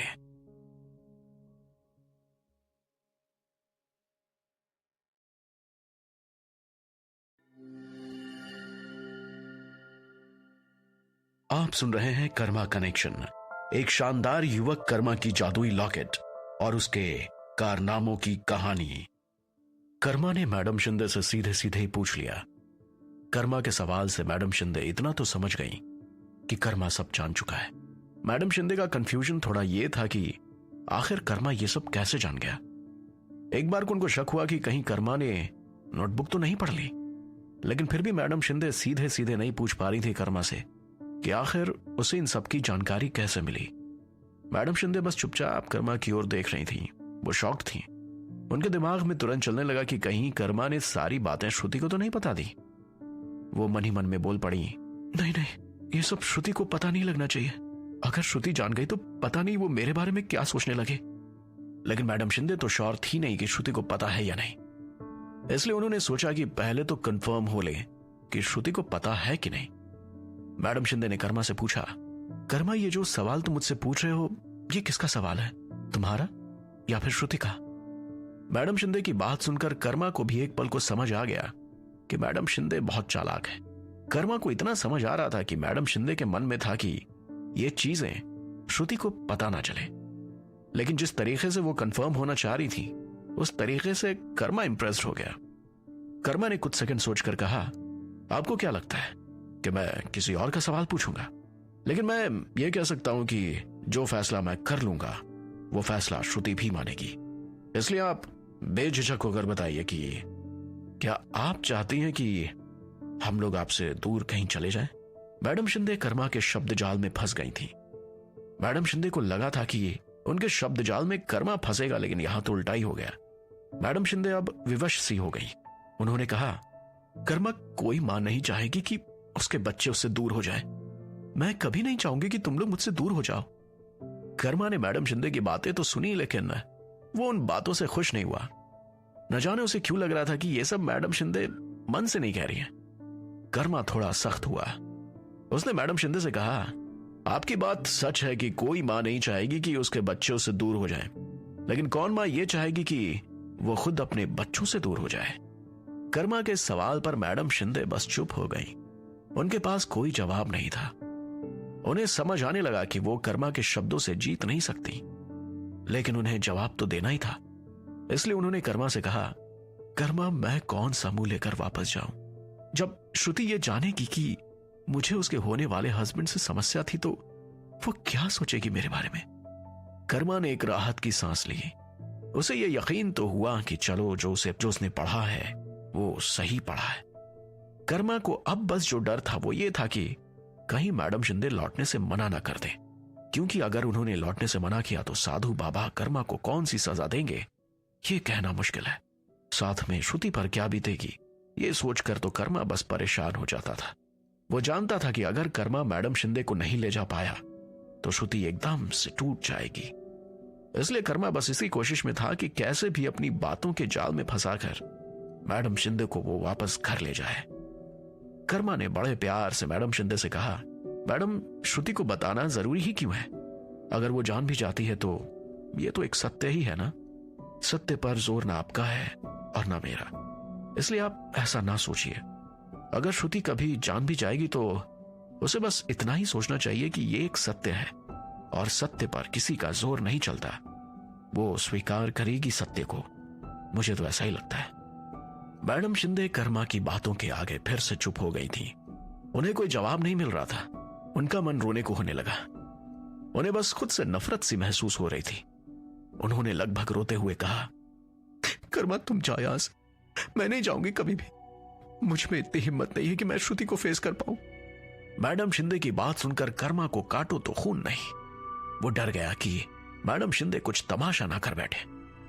वैसे कर्मा को मैडम शिंदे पर भयंकर गुस्सा भी आ रहा था कि यार आप अपनी गलती के कारण किसी और को परेशान क्यों और कैसे कर सकती हैं।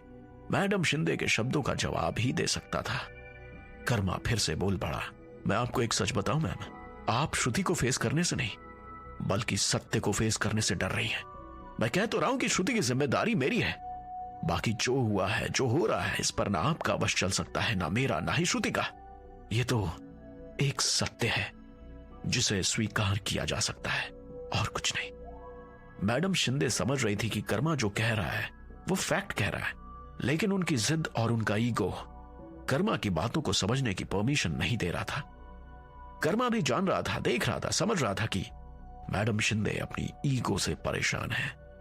कर्मा के दिमाग में था कि यार इतना क्यों सोचना, सच को स्वीकार करिए। कर्मा अब थोड़ा आक्रामक भी हो रहा था, इसलिए उसने मैडम शिंदे की किसी बात का इंतजार नहीं किया। वो बोलने लगा, मेरे कारण आपको आपका पास्ट याद आता है, इसमें किसकी गलती है? ना मेरी, ना आपकी और ना ही श्रुति की। फिर इस बात को लेकर भागने का क्या मतलब है? आपको तो चाहिए कि यह सच श्रुति को बताकर उसके साथ रहें, और अगर श्रुति को कुछ गलतफहमी होती है तो उसे क्लियर करें। कर्मा की बात सुनते ही मैडम शिंदे की आंखों से आंसू छलक पड़े। वो रोने लगी। कर्मा को चिढ़ तो बहुत हो रही थी, लेकिन उसे मैडम शिंदे को कन्विंस करना था। कर्मा टेरेस की ओर चल पड़ा, बारिश को देखने और उसे छूने लगा। उसे देखकर ऐसा लग रहा था जैसे वो मैडम शिंदे से नाराज हो रहा है, उनसे बात ही नहीं करना चाह रहा है। मैडम शिंदे भले ही जाने के लिए राजी नहीं हो रही थी, लेकिन उन्हें यह पसंद नहीं आ रहा था कि कर्मा उनसे नाराज हो जाए और उनसे बात ही ना करे। मैडम शिंदे ने कर्मा से कहा, मैं तुम्हारी बातों को काट नहीं रही हूं, लेकिन मुझे बुरा लग रहा है तुम दोनों को फेस करने में। मैं ये नहीं कर सकती। कर्मा मैडम शिंदे पर चढ़ गया, क्योंकि वो बेचारा तब से एक ही बात मैडम शिंदे को समझा रहा था कि सच को स्वीकार करिए, सच को स्वीकार करिए। कर्मा ने देखा कि अब सीधी उंगली से घी नहीं निकल रहा है, तो उसने उंगली टेढ़ी करने की सोची। कर्मा ने गुस्सा कर कहा, ठीक है आप हमें फेस मत करिए, लेकिन अपने घर तो जाइए। मैं और श्रुति कल ही आपका घर छोड़ देंगे। कर्मा की बात सुनकर मैडम शिंदे का दिमाग चकराने लगा। उन्हें लगने लगा कि अगर ऐसा हुआ तो सब छूट जाएगा, सब बर्बाद हो जाएगा। मैडम शिंदे को कुछ सूझ नहीं रहा था। उनका ईगो उन्हें घर वापस जाने की सलाह नहीं दे रहा था। वही उनके घर नहीं जाने से कर्मा और श्रुति उनसे छूटने वाले थे। मैडम शिंदे के लिए बहुत ही खराब समय था ये, जब वो ये डिसाइड भी नहीं कर पा रही थी कि उन्हें क्या करना चाहिए और क्या नहीं। मैडम शिंदे ने कर्मा से कहा, प्लीज भगवान के लिए ऐसा ना कहो, आई नीड योर हेल्प। तुम बताओ कि मुझे क्या करना चाहिए, तुम ही बताओ मुझे क्या करना चाहिए। कर्मा को मैडम शिंदे पर गुस्सा तो आ रहा था, लेकिन वो नहीं चाहता था कि कुछ भी ऐसा हो जिससे काम बिगड़ जाए। उसे किसी भी कीमत पर मैडम शिंदे को घर ले जाना ही था। इसके अलावा उसके पास कोई और दूसरा ऑप्शन नहीं था। जब मैडम शिंदे ने कर्मा से यह कह दिया कि तुम बताओ मुझे क्या करना चाहिए, तो यह कर्मा के लिए सही मौका था जब वो मैडम शिंदे को कन्विंस कर सकता था। कर्मा इस मौके को पकड़ना चाहता था, इसे छोड़ना नहीं चाहता था। कर्मा ने तुरंत मैडम शिंदे से कहा, मैडम आप बस इतना सोच लीजिए कि यह शायद महज एक इत्तेफाक है कि मुझे देखकर आपको अपना पास्ट याद आता है, जिस पर आपका कोई हक नहीं है।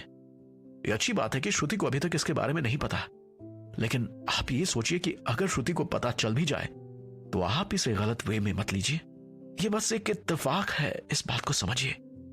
मैडम शिंदे को कर्मा की बातें सब सही लग रही थी, लेकिन उनके लिए उन बातों को फॉलो करना थोड़ा मुश्किल था।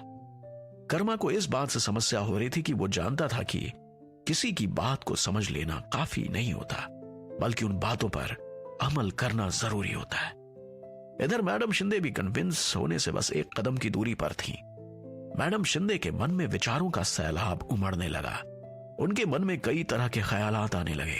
उन्हें लगने लगा कि उनका सर प्रेशर से फट जाएगा। उन्होंने कर्मा से कहा, कर्मा मुझे सोचने दो, मुझे सोचने का समय दो। मैं तुम्हारी बातों से सहमत हूं, लेकिन इसे मान लेना थोड़ा मुश्किल है मेरे लिए। कर्मा थोड़ा खुश हुआ। उसे वाइब्स आने लगी कि मैडम शिंदे समझ जाएंगी और सब ठीक हो जाएगा। कर्मा ने तुरंत कहा, बिल्कुल बिल्कुल, आपको जितना समय चाहिए आप उतना समय ले लीजिए, लेकिन मैं चाहता हूं कि आप सही फैसला लीजिए। कर्मा ने मैडम शिंदे को खाना खिला दिया। अब उसे नींद आ रही थी क्योंकि उसने तो रेस्टोरेंट में भरपेट खाना खा लिया था। इसलिए उसने मैडम शिंदे से कहा, आप रात भर का समय ले लीजिए, मैं कल मिलता हूं आपसे। बस इतना याद रखिएगा कि आपके फैसले से 2 और जिंदगियां भी जुड़ी हुई हैं। कर्मा की बात सुनकर मैडम शिंदे कुछ नहीं बोली, बस हाँ में सिर हिला दिया। वो बोलना चाहती थी लेकिन चुप रही। कारण यह था कि वो इस बार फैसला स्वयं लेना चाहती थी। कर्मा चला गया। मैडम शिंदे के मन में एक वॉर शुरू हो गई। एक बार को उन्हें कर्मा की बातें सही लग रही थी तो तुरंत उनके मन में ख्याल आ रहा था कि कर्मा उन्हें घर ले जाने के लिए तो ये सब नाटक नहीं कर रहा है ना, या कर्मा उन्हें कन्विंस करने के लिए इतनी बातें नहीं बना रहा है ना। मैडम शिंदे कोशिश करने लगी कि वो कंक्लूजन तक पहुंच जाए, लेकिन वो कंक्लूजन तक पहुंच नहीं पा रही थी।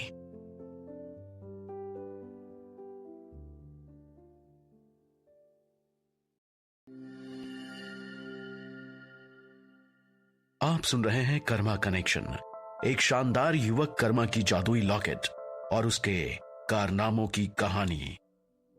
कर्मा मैडम शिंदे को सोने के लिए कहकर अपने रूम में चला गया। रूम में पहुंचकर कर्मा ने शॉर्ट्स पहन लिए। अब वो कुछ घंटे सो लेना चाहता था। कर्मा लाइट्स ऑफ करके सोने की कोशिश करने लगा, लेकिन उसे नींद नहीं आ रही थी। कर्मा करवटें बदलने लगा, लेकिन उसके दिमाग में तमाम चीजें चलने लगी। कर्मा बस मैडम शिंदे के बारे में सोच रहा था। वो मन ही मन बस ये हिसाब लगा रहा था कि मैडम शिंदे के साथ जो हो रहा है उसका जिम्मेदार कौन है। कभी कर्मा के दिमाग में आता कि परिस्थितियां ही मैडम शिंदे की हालत के लिए जिम्मेदार हैं, तो कभी कर्मा के दिमाग में आता कि मैडम शिंदे ने भी कम गलतियां नहीं की हैं। कर्मा के दिमाग में कई सवाल चल रहे थे, बस उसे जवाब नहीं मिल रहे थे, और यही कारण है कि उसे नींद नहीं आ रही थी। हालांकि रात जब किसी को अपनी थपकी देकर सुलाने लगती है तो कैसी भी टेंशन हो वो किनारा हो ही जाता है, फिर नींद आ ही जाती है। कर्मा के साथ भी ऐसा ही हुआ, उसे नींद आ ही गई। कर्मा मैडम शिंदे के बारे में सोचते सोचते कब सो गया उसे पता ही नहीं चला। कर्मा ने करवट ली तो उसकी नींद खुल गई। उसने खुद से सवाल किया, मैं सो गया था क्या? लेकिन कब सो गया? अभी तो मैडम शिंदे के बारे में सोच रहा था मैं। कर्मा खुद से बातें करते करते घड़ी की ओर मुड़ा। कर्मा चौंक गया। कर्मा बड़बड़ाया, अरे यार 5 बज गए, मैं कब से सोया हुआ हूं? कर्मा कंफ्यूज्ड था कि उसे इतनी जल्दी कैसे नींद आ गई, और नींद आ गई तो सीधे सुबह खुली। इंसान जब थक जाता है तो अक्सर उसके साथ ऐसी घटनाएं होती हैं। उसे लगता है कि वो अभी अभी सोया था और सुबह हो जाती है। कर्मा की नींद खुल गई थी। एक बार फिर से वो मैडम शिंदे के बारे में सोचने लगा। कर्मा के दिमाग में चलने लगा कि मैडम शिंदे से चलकर अपने सवालों का जवाब मांगना चाहिए। एक पल को उसने सोचा कि अभी तो सुबह ही हुई है। अगले ही पल कर्मा ने सोचा कि अगर मैडम शिंदे अब तक सोई होंगी तो वो उन्हें जाकर उठाएगा। कर्मा को जल्द से जल्द अपने सवाल का जवाब चाहिए था। कर्मा बाथरूम में गया, तुरंत फ्रेश होकर बाहर आया। कर्मा ने ट्राउजर टी शर्ट डाल लिए और चल पड़ा मैडम शिंदे की कमरे की ओर। कर्मा लिफ्ट से निकल गया, लेकिन उसके दिमाग में अभी यही चल रहा था कि मैडम शिंदे कर्मा के सवाल का क्या जवाब देंगी। वैसे कर्मा जानता था कि मैडम शिंदे कभी नहीं सोचेंगी कि श्रुति और कर्मा घर छोड़कर कहीं भी चले जाएं, लेकिन इससे ज्यादा इंपॉर्टेंट था यह जानना कि मैडम शिंदे घर चल रही हैं या नहीं। कर्मा मैडम शिंदे के दरवाजे पर पहुंचा। कर्मा के नॉक करते ही मैडम शिंदे ने दरवाजा खोल दिया। शायद मैडम शिंदे को रात भर नींद नहीं आई थी। वो कर्मा के सवालों में घिरी हुई थी। कर्मा ने मैडम शिंदे को देखते ही कहा, गुड मॉर्निंग, आपकी तबीयत कैसी है? मैडम शिंदे को देखकर लग रहा था कि वो अभी अभी फ्रेश होकर आई हुई हैं। कर्मा के सवाल पर मैडम शिंदे मुस्कुराई। उन्होंने कर्मा को बड़े प्यार से जवाब दिया, गुड मॉर्निंग कर्मा, ठीक हूं अभी। मैडम शिंदे के जवाब से कर्मा संतुष्ट हुआ। अब वो अपने मुख्य सवाल पर आना चाहता था, लेकिन इससे पहले उसने सोचा कि वो मैडम शिंदे के मूड को रीड कर ले। कर्मा ने मैडम शिंदे से कहा, आज आप नाश्ते में क्या लेंगी मैम? इतना सुनकर मैडम शिंदे ने तुरंत कहा, कुछ भी हल्का फुल्का चलेगा। कर्मा इतना सुनकर श्योर हो गया कि मैडम शिंदे अब परेशानी में तो नहीं है। कर्मा को तो एक सेकंड के लिए यह भी लगा कि मैडम शिंदे जरूर ही किसी कंक्लूजन पर पहुंच गई हैं। अब कर्मा की बारी थी। कर्मा ने मैडम शिंदे से कहा, हाँ मेरा मन भी कुछ हल्का फुल्का खाने का ही है, लेकिन उससे पहले मैं चाहूंगा कि आप मेरे सवाल का जवाब दे दें। मैडम शिंदे के मन में यह पहले से ही चल रहा था कि कर्मा उनके पास इतनी सुबह अपने सवाल के जवाब के लिए ही आया है। मैडम शिंदे ने कर्मा की ओर गंभीरता से देखा और कहा, लगता है तुम जवाब लेकर ही मानोगे, है ना? मैडम शिंदे की बात सुनकर कर्मा ने मन ही मन सोचा कि सारा ड्रामा इनका क्रिएट किया हुआ है और ये सवाल जवाब मुझसे पूछ रही हैं। लेकिन कर्मा को फिलहाल अपने सवाल का जवाब चाहिए था। सो कर्मा ने बड़ी शांति से कहा, बिल्कुल जवाब चाहिए मुझे, क्योंकि उस जवाब पर बहुत कुछ टिका हुआ है मैम। कर्मा की बात सुनकर मैडम शिंदे ने एक गहरी सांस ली और उठकर टेरेस की ओर चली गई। कर्मा भी उनके पीछे पीछे टेरेस तक गया। सूरज की किरणों को पकड़कर सुबह धीरे धीरे गुड़गांव की सड़क पर उतर रही थी। लोग सड़कों पर टहलते हुए दिख रहे थे। होटल के टेरेस से बाहर का दृश्य बहुत ही सुंदर दिखाई दे रहा था। मैडम शिंदे खामोशी से बस बाहर की ओर देख रही थी, लेकिन कर्मा के मन में उथल पुथल मचा हुआ था कि आखिर मैडम शिंदे ने क्या फैसला लिया।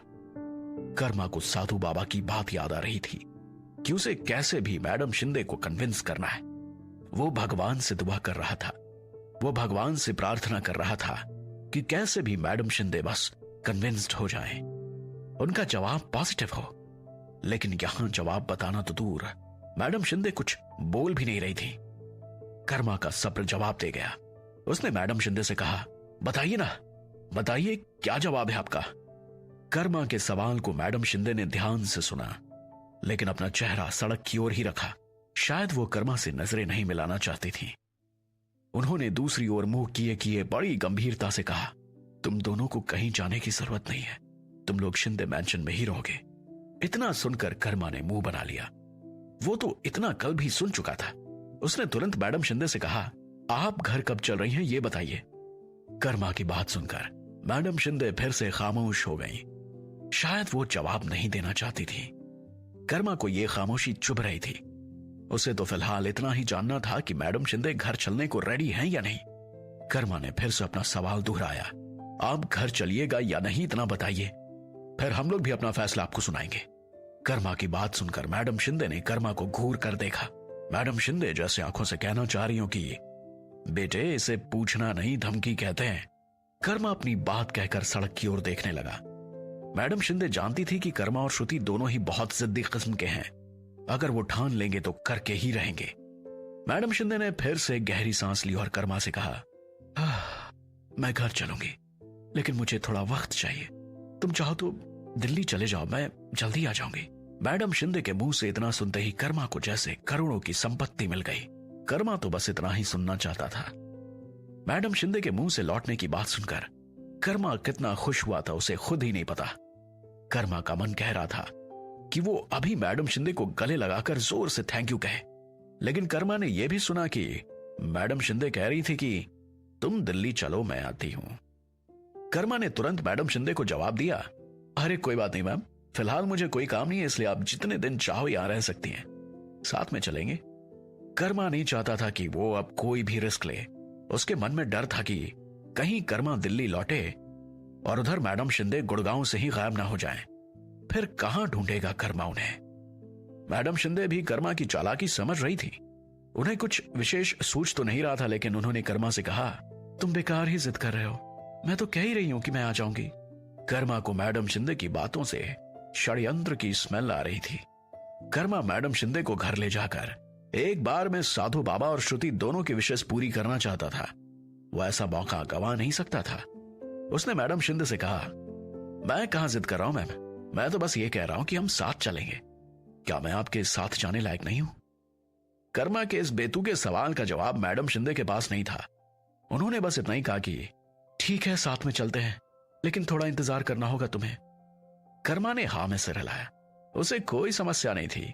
कर्मा बहुत खुश था कि आखिर उसने मैडम शिंदे को कन्विंस कर ही लिया। कर्मा अब नाश्ता कर सकता था। कर्मा ने घड़ी देखी, अभी तो होटल वाले चना गुड़ ही देंगे।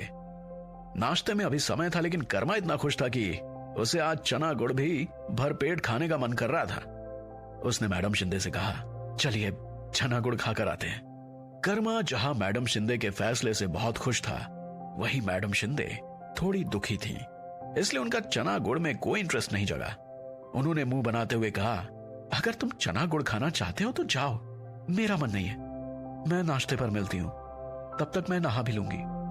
कर्मा जानता था कि मैडम शिंदे ने एक बहुत ही मुश्किल फैसला सुनाया है, इसलिए उन्हें शायद एकांत की जरूरत है। कर्मा ने मैडम शिंदे से कुछ नहीं कहा और बस उठकर जाने लगा, क्योंकि वो जानता था कि उसके जाने से मैडम शिंदे को एकांत भी मिल जाएगा और कर्मा चना गुड़ भी खा लेगा। कर्मा मैडम शिंदे के कमरे से बाहर चला गया।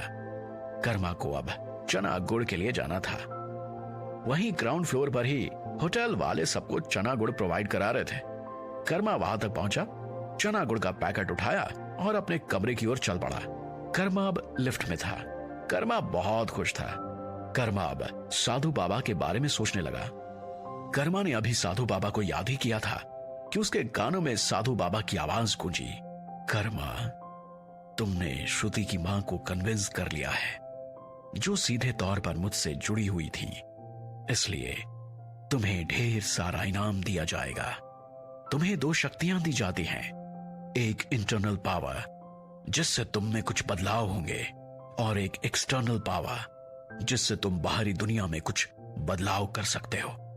तुम जब चाहो इन दोनों शक्तियों को मुझसे मांग सकते हो।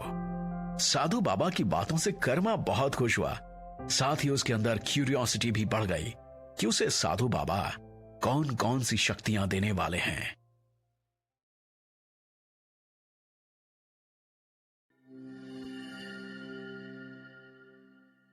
आप सुन रहे हैं कर्मा कनेक्शन, एक शानदार युवक कर्मा की जादुई लॉकेट और उसके कारनामों की कहानी। कर्मा जब चना गुड़ लेकर लिफ्ट से अपने रूम में जा रहा था, तब साधु बाबा ने उससे कहा कि कर्मा जब चाहे उनसे 2 शक्तियां मांग सकता है। एक ऐसी शक्ति जो उसके अंदर निहित होगी, जिससे उसके अंदर बदलाव होगा, एक शक्ति जिससे वो बाहरी दुनिया में बदलाव कर सकता है। कर्मा ने साधु बाबा की बात सुनी तो बस खुश हो गया। उसके अंदर का बचपना जैसे जाग गया।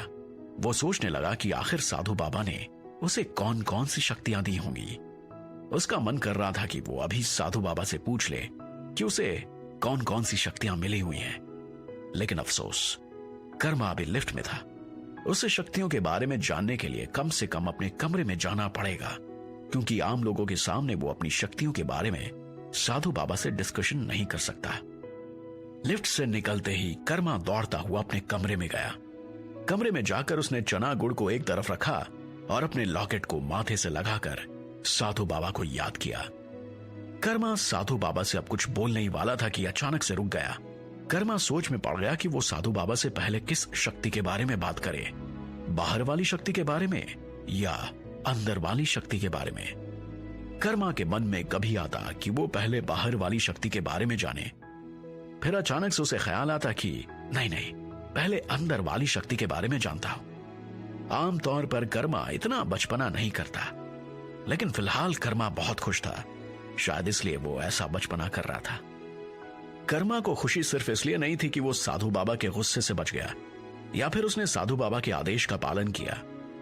कर्मा इसलिए भी खुश था क्योंकि अब वो श्रुति के चेहरे पर मुस्कान ला सकता है। इसलिए आज कुछ ज्यादा ही कर्मा के अंदर का बचपना उछल रहा था। आखिरकार कर्मा ने डिसाइड किया कि वो साधु बाबा से पहले बाहरी वाली शक्ति का डिमांड करेगा, क्योंकि कर्मा को अब तक जितनी भी बाहरी शक्तियां मिली हुई हैं, सब बहुत ही ज्यादा इंटरेस्टिंग हैं। कर्मा ने आंखें मूंद कर अपने लॉकेट को टच किया और साधु बाबा को प्रणाम करके उन्हें याद करते हुए बोला, साधु बाबा, मुझे पहले वो शक्ति चाहिए जिससे मैं बाहर की चीजों को नियंत्रित कर सकता हूं और उनमें बदलाव कर सकता हूं। कर्मा के इतना कहते ही जैसे कमरे में रोशनी सी फैल गई। कर्मा हैरान हो गया। साधु बाबा ने आज तक उसे बहुत सारी शक्तियां दी थीं, लेकिन ऐसा सीन कर्मा के सामने पहली बार हुआ था। कर्मा की आंखें चमकने लगी। कर्मा को ऐसा महसूस हो रहा था कि कमरे में एक बार में बहुत बड़ी रोशनी फैल गई है। कर्मा अपने हाथों से अपने आंखों को छिपाने लगा। तभी साधु बाबा की आवाज उसके कानों में गूंजी, कर्मा, तुम्हें बाहरी चीजों को नियंत्रित करने के लिए मलंगों की तलवार दी जाती है। कर्मा सब सुन रहा था, लेकिन वो आंखें खोलकर सब कुछ देख नहीं सकता था। कर्मा के कानों में जैसे ही इतनी बात पड़ी, उसके मन में तुरंत ही सवाल आया, ये मलंगों की तलवार क्या है और ये मुझे दिख क्यों नहीं रही है? कर्मा के मन में यह सवाल आया था, लेकिन साधु बाबा को वो सवाल साफ साफ सुनाई दे रहा था। साधु बाबा ने कर्मा के मन में आए सवाल का जवाब दिया। साधु बाबा ने कहा, कर्मा, इस तलवार को देखने के लिए तुम्हें अपने मन को एकदम शांत करना होगा और मन ही मन किसी की भलाई के बारे में सोचना होगा। ऐसा करते ही यह तलवार तुम्हारे आंखों के सामने आ जाएगी। कर्मा ने साधु बाबा की बात सुनी। उसे साधु बाबा की बातें समझ में आ रही थी, लेकिन वो चाहकर भी अपना मन शांत नहीं कर पा रहा था। उसकी आंखों के सामने गजब की चमक फैली हुई थी। वो बस फिलहाल तो आंखों को बचाने की कोशिश कर रहा था। कर्मा ने मन ही मन कहा, साधु बाबा, कैसे मन को शांत करूं? यहां आंखों पर बनाई है। कर्मा की बात पर साधु बाबा का कोई भी जवाब तुरंत नहीं आया। कुछ सेकंड की शांति पसरी रही। फिर साधु बाबा की आवाज गूंजी। अब की बार साधु बाबा की आवाज में गजब की शांति थी। ऐसा लग रहा था कि उनकी आवाज में जादू हो रहा है। साधु बाबा ने कहा, कर्मा, तुम बड़े ही नेक दिल इंसान हो। तुमने कभी ऐसा कोई कर्म नहीं किया जिससे किसी के मन को ठेस पहुंचे। तुम्हारे पास जितनी भी शक्तियां हैं वो सब तुम्हारे अच्छे कर्मों की कमाई है। कर्मा जैसे जैसे ये बातें सुनता जा रहा था, वैसे वैसे उसका मन एकदम शांत होते जा रहा था। कर्मा एकदम से स्थिर हो गया। कर्मा के दिमाग में भी चलने लगा कि उसने कैसे सबकी मदद की थी, कैसे सबकी जान बचाई थी। कर्मा धीरे धीरे ये सारी बातें सोचने लगा। वो ये भी सोचने लगा कि वो आगे भी वक्त आने पर सबकी जान बचाएगा।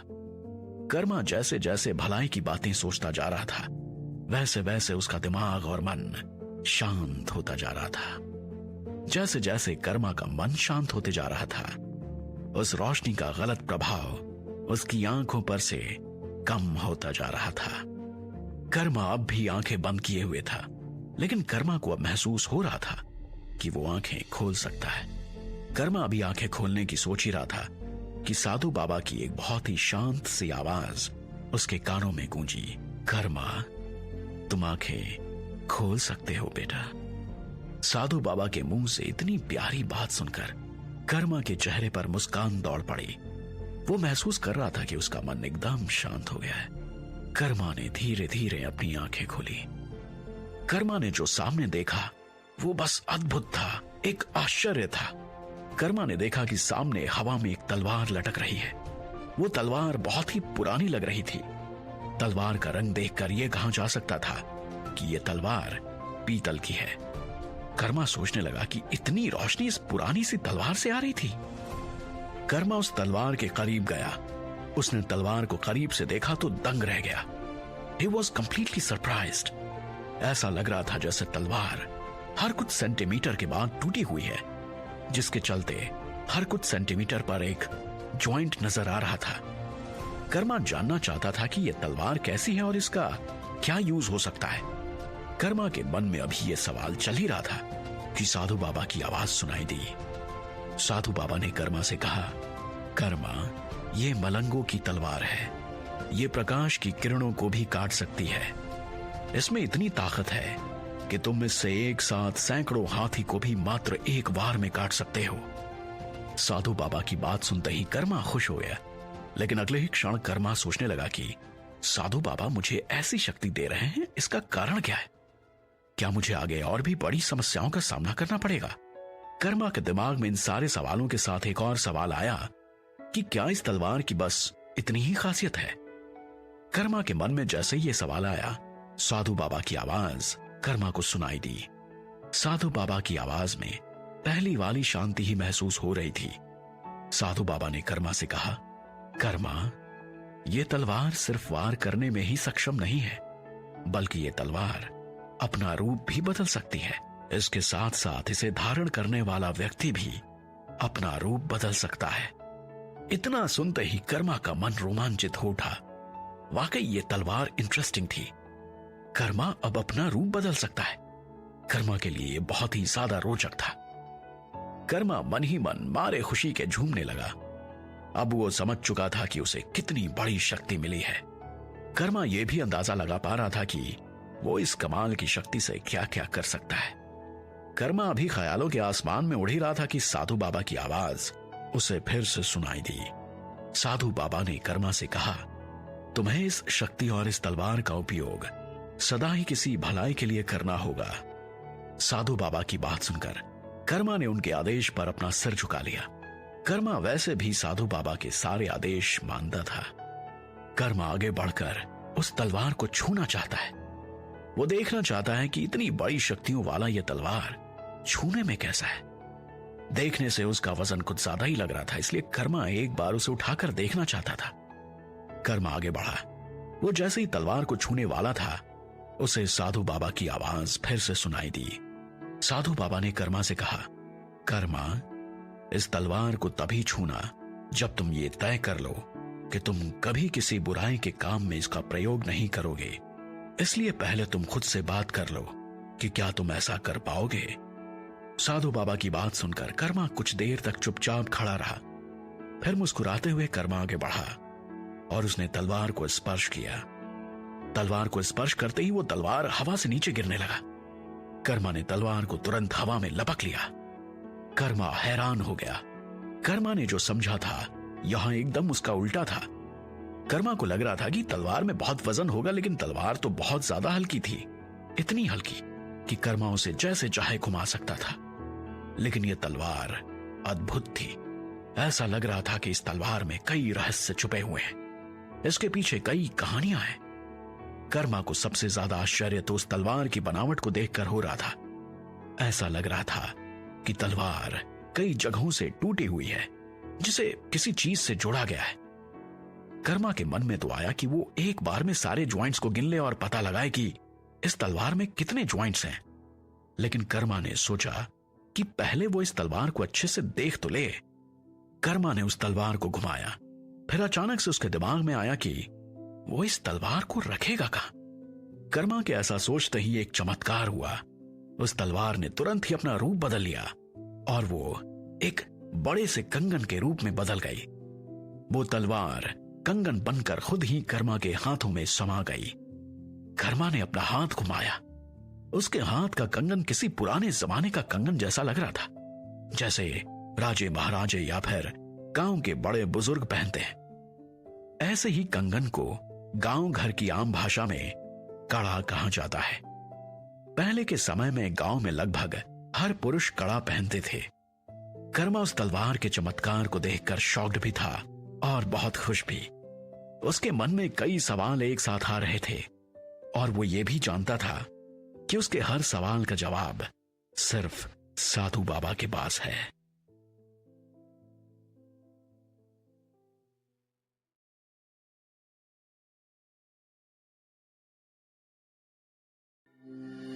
डियर लिसनर्स, कुछ वजह से आपके आरजे सनी ये शो सिर्फ कुछ दिनों के लिए कंटिन्यू नहीं कर पाएंगे।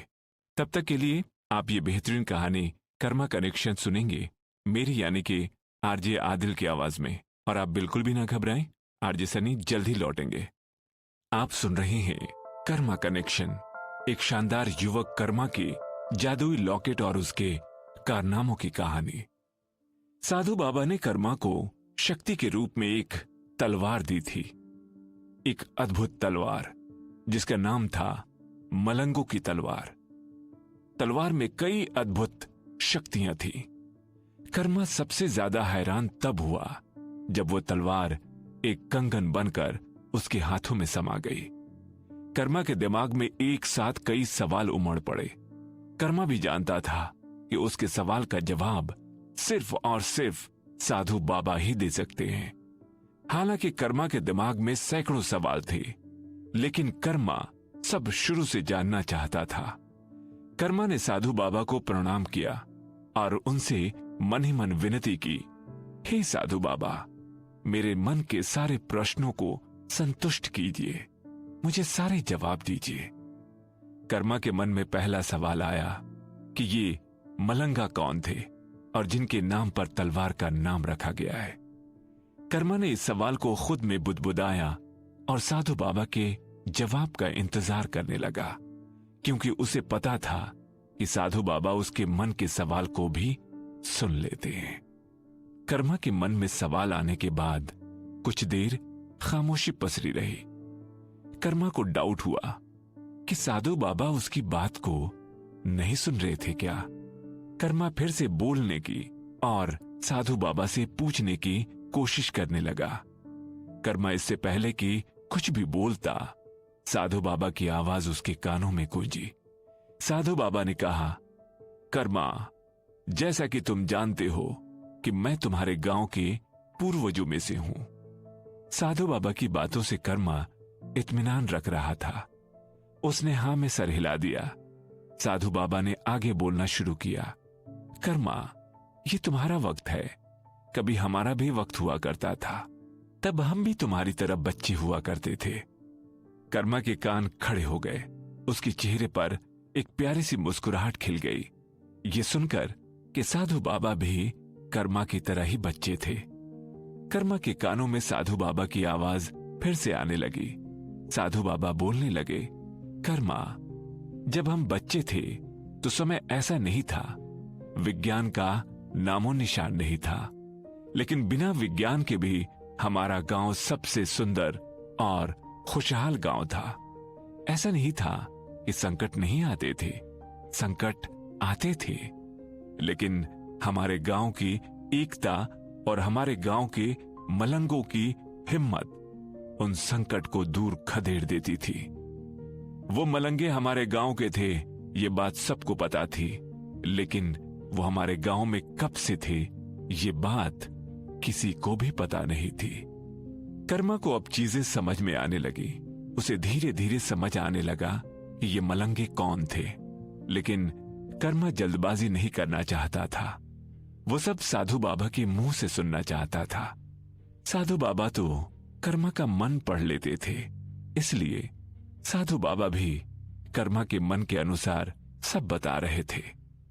साधु बाबा की आवाज फिर से कर्मा तक पहुंची। साधु बाबा कहने लगे, हमारे गांव के मलंगे हमारे गांव के रखवाले थे। कैसी संकट आती थी गांव में, मलंगे सबसे आगे रहते थे और उस संकट से लड़ते थे। गांव के लोग भी उन मलंगों की इज्जत करते थे और उन मलंगों के भरोसे पर चैन की नींद सोते थे। कर्मा खुश था कि पहली बार साधु बाबा उससे इतनी लंबी बातें कर रहे थे, और बात भी कर रहे थे तो उसे कहानी सुना रहे थे। कर्मा बड़े ही ध्यान से साधु बाबा की कहानी सुन रहा था। साधु बाबा उसे आगे बताते हैं, जानते हो कर्मा, एक बार हमारे गांव में एक महामारी आई। तब मलंगे तीर्थ यात्रा पर गए हुए थे। सारा गांव उस महामारी से जूझ रहा था। कोई दवाई काम नहीं कर रही थी। सारे वैद्य थक गए थे। ऐसा लगा कि एक ही बार में पूरा गांव मारा जाएगा।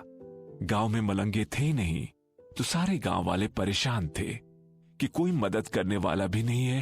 फिर एक शाम पूरा गांव मंदिर पर बैठकर उन मलंगों की आराधना करने लगा और उन्हें याद करने लगा। उस दिन वो महामारी अपने चरम पर थी। ऐसा लग रहा था कि वो दिन उस गांव का अंतिम दिन है। सारा गांव प्रार्थना करके अपने अपने घर चला गया।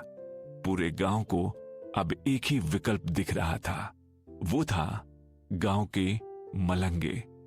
लेकिन गांव के मलंगे इतने दूर थे कि गांव की खबर उन तक पहुंचा पाना भी बहुत मुश्किल था। कर्मा बड़े ध्यान से साधु बाबा की बातें सुन रहा था। कर्मा को लगा था कि यह कहानी बहुत ही सरल और सुंदर है, लेकिन यह कहानी कॉम्प्लिकेटेड होती चली जा रही थी। लेकिन कर्मा को अब पूरी कहानी जाननी थी। साधु बाबा ने कर्मा के मन की बात पढ़ ली। साधु बाबा बोले, पूरा गांव ये सोचकर सोया था कि कल की सुबह उनके नसीब में नहीं थी, लेकिन जब सुबह हुई तो सब हैरान थे। पूरा गांव स्वच्छ था। गांव में जैसे पुरानी रौनक लौट आई हो। सब हैरान थे। ये लोग जब अपने अपने घर से निकले तो मंदिर पर देखा कि सारे मलंगे ध्यान लगाकर बैठे हैं। पूरा गांव हैरान था। साधु बाबा की अब तक की कहानी सुनकर तो कर्मा भी हैरान हो गया था। उसके मन में कई सवाल उठ रहे थे। पहला सवाल तो यही था कि जब मलंगे तीर्थ पर गए थे तो वो अचानक से रात में कैसे लौट आए। लेकिन कर्मा बीच में साधु बाबा को टोकना नहीं चाहता था। वो चाहता था कि साधु बाबा ही कहानी को कंटिन्यू रखें। साधु बाबा ने भी कहानी कंटिन्यू रखी। उन्होंने आगे कहा, सारे गांव वाले चकित थे कि आखिर तीर्थ पर गए मलंगे इतनी जल्दी कैसे वापस आ गए। उस दिन सबको आभास हुआ कि मलंगे दिव्य हैं, लेकिन उन मलंगों ने ऐसा चमत्कार किया कि सारा गांव इन प्रश्नों से निकल गया। सब बस महामारी के जाने की खुशी मनाने लगे। इतनी कहानी सुनकर कर्मा थोड़े समय के लिए निराश हो गया कि शायद उसे अपने सवालों के जवाब नहीं मिलेंगे। लेकिन उसके मन में फिर से एक सवाल आया कि जब सारा गांव उस चमत्कार से निकल गया था, तो फिर साधु बाबा उन बातों से क्यों नहीं निकल पाए। कर्मा को अब अपने सवाल के जवाब चाहिए थे। साधु बाबा ने कर्मा के मन की बात पढ़ ली। साधु बाबा भी चाहते थे कि कर्मा के मन में कोई सवाल ना रहे। साधु बाबा फिर से कहानी कहने लगे। उन मलंगों का चमत्कार ऐसा था कि पूरा गांव बस खुशियां मना रहा था। एक दिन पहले की बातें लगभग सभी भूल चुके थे, लेकिन ना जाने क्यों मुझ पर उन मलंगों के चमत्कार का कोई असर नहीं हुआ था। मैं उनमें से एक मलंग के पास गया और उनसे पूछ बैठा, बाबा, आप लोग तीर्थ पर गए थे, इतनी जल्दी वापस कैसे आ गए? यही सवाल कर्मा के मन में भी था। कर्मा भी एक क्षण को खुश हुआ कि उसे अब अपने सवाल का जवाब मिलने ही वाला था। साधु बाबा फिर से कहानी पर लौटे। जैसे ही मैंने एक मलंग से यह सवाल पूछा, आसपास के सारे मलंग तुरंत मेरे पास आ गए।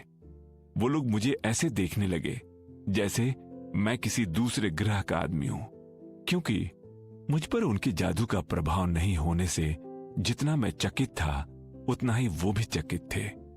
कर्मा कब से चुपचाप कहानी सुन रहा था, लेकिन कहानी अब ऐसे मोड़ पर पहुंच चुकी थी कि कर्मा अब और इंतजार नहीं कर सकता था।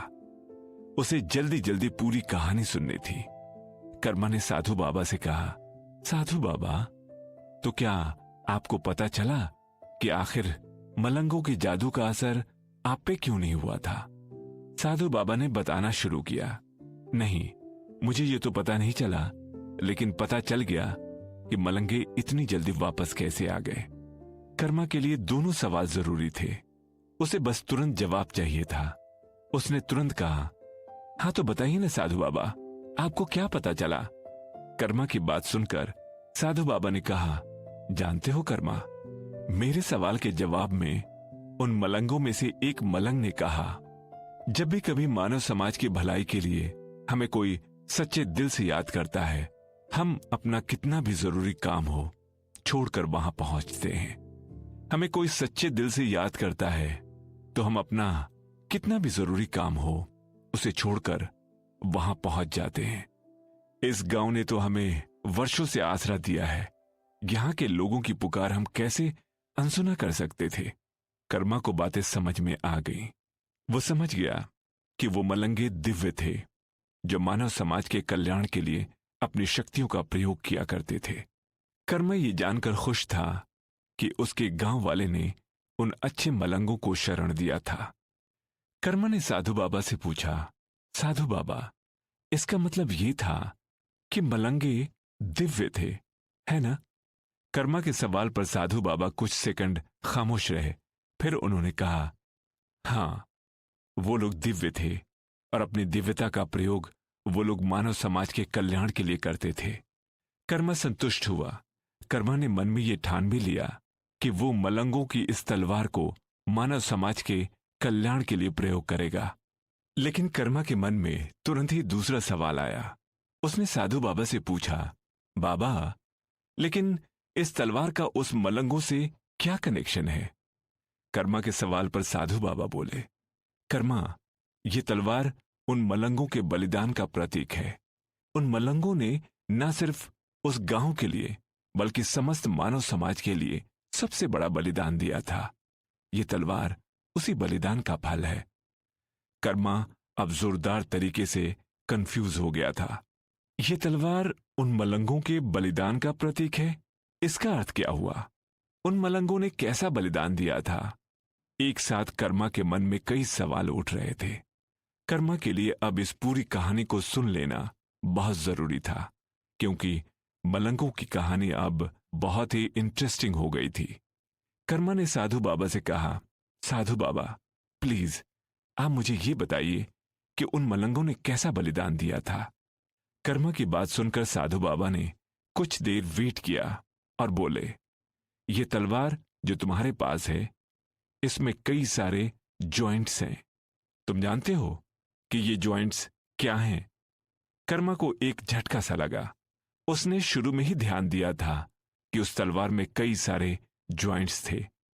कर्मा ने साधु बाबा से पूछा, नहीं बाबा, मैं नहीं जानता, आप बताइए ना, वो कैसे जॉइंट्स हैं?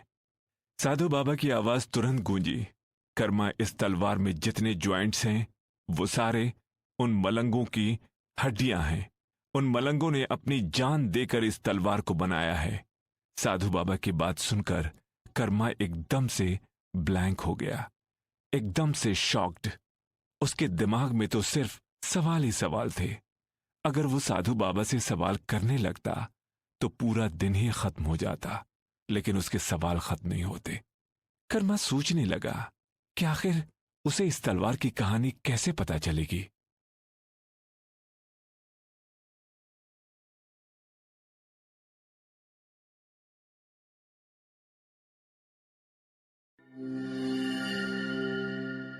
साधु बाबा ने कर्मा को बता दिया कि ये जो तलवार है वो मलंगों की हड्डियों से बनी हुई है, उसके बलिदान से बनी है। साधु बाबा की ये बात सुनकर कर्मा शॉक्ड था। उसे अब ये जानना था कि इस तलवार में अगर उन मलंगों की हड्डियां लगी हुई हैं तो इसका कारण क्या है। उसे मलंगों के बलिदान और तलवार की कहानी जाननी थी। कर्मा के मन में डर भी था कि कहीं साधु बाबा उससे वो कहानी शेयर ही ना करें। इसलिए कर्मा ने अपने लॉकेट को टच किया और मने मन साधु बाबा को प्रणाम करते हुए बोला, साधु बाबा, मुझे मलंगों की बलिदानों की कहानी जाननी है। कर्मा की बात सुनकर साधु बाबा ने जवाब दिया, मलंगों की बलिदानों की कहानी यूं ही किसी को नहीं सुनाई जाती कर्मा। कर्मा का मन डरने लगा। उसे जिस बात का डर था वही होने को था। कर्मा थोड़ा डेस्परेट हो गया। उसने बड़ी बेचैनी से कहा, क्यों, ऐसा क्या है उस कहानी में? साधु बाबा शायद कर्मा की बेचैनी और परेशानी समझ रहे थे। साधु बाबा की एक प्यारी सी आवाज कर्मा को सुनाई दी। साधु बाबा ने कर्मा से कहा, उन मलंगों की इच्छा थी कि उनकी बलिदानी गुप्त रखी जाए। उनकी बलिदानी के बारे में गांव वालों को भी पता नहीं था। उनका मानना था कि अगर बलिदानी के बारे में लोगों को बता दिया गया तो बलिदानी की कीमत कम हो जाती है। साधु बाबा की बात सुनकर कर्मा सोच में पड़ गया। कर्मा को कैसे भी पूरी कहानी सुननी थी, लेकिन साधु बाबा की बात सुनकर कर्मा का मन बैठने लगा। उसे लगने लगा कि साधु बाबा उसे कहानी नहीं बताएंगे। कर्मा सोच में पड़ गया। तभी उसे एक उपाय सूझा। कर्मा ने साधु बाबा से कहा, साधु बाबा, आपने मलंगों की तलवार मुझे दी किसी न किसी भरोसे पर ही ना। प्लीज मुझे कहानी भी सुना दीजिए। भरोसा करिए, मैं किसी को ये कहानी नहीं सुनाऊंगा। कर्मा की बात सुनकर साधु बाबा भी कुछ देर खामोश रहे। शायद साधु बाबा भी कर्मा की बातों पर विचार कर रहे थे। फिर साधु बाबा की आवाज गूंजी। साधु बाबा ने कहा, कर्मा, अपनी बात याद रखना, तुम पर भरोसा कर रहा हूं मैं। कर्मा की जान में जान आई। कर्मा ने साधु बाबा से तुरंत कहा, साधु बाबा, आप मुझ पर भरोसा कर सकते हैं। साधु बाबा को कर्मा पर भरोसा था। अगर भरोसा नहीं होता तो उसे इतनी शक्तियां देते ही क्यों। लेकिन वो चाहते थे कि कर्मा उनकी बातों को बहुत ज्यादा सीरियस ले और फ्यूचर में कभी किसी के साथ शेयर ना करे। कर्मा ने साधु बाबा को अश्योर कर दिया कि वो किसी से मलंगों की कहानी शेयर नहीं करेगा। साधु बाबा कर्मा की बातों से संतुष्ट हो गए।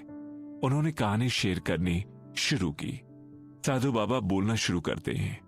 तब गांव में तंत्र सिद्धि का प्रचलन चला था। गांव के कुछ गलत मानसिकता वाले लोग लगातार कई दिनों से तंत्र सिद्धि कर रहे थे। उन लोगों का सपना था कि वो लोग तंत्र सिद्धि करके गांव के लोगों को अपने वश में करेंगे और उनसे गलत काम करवाएंगे।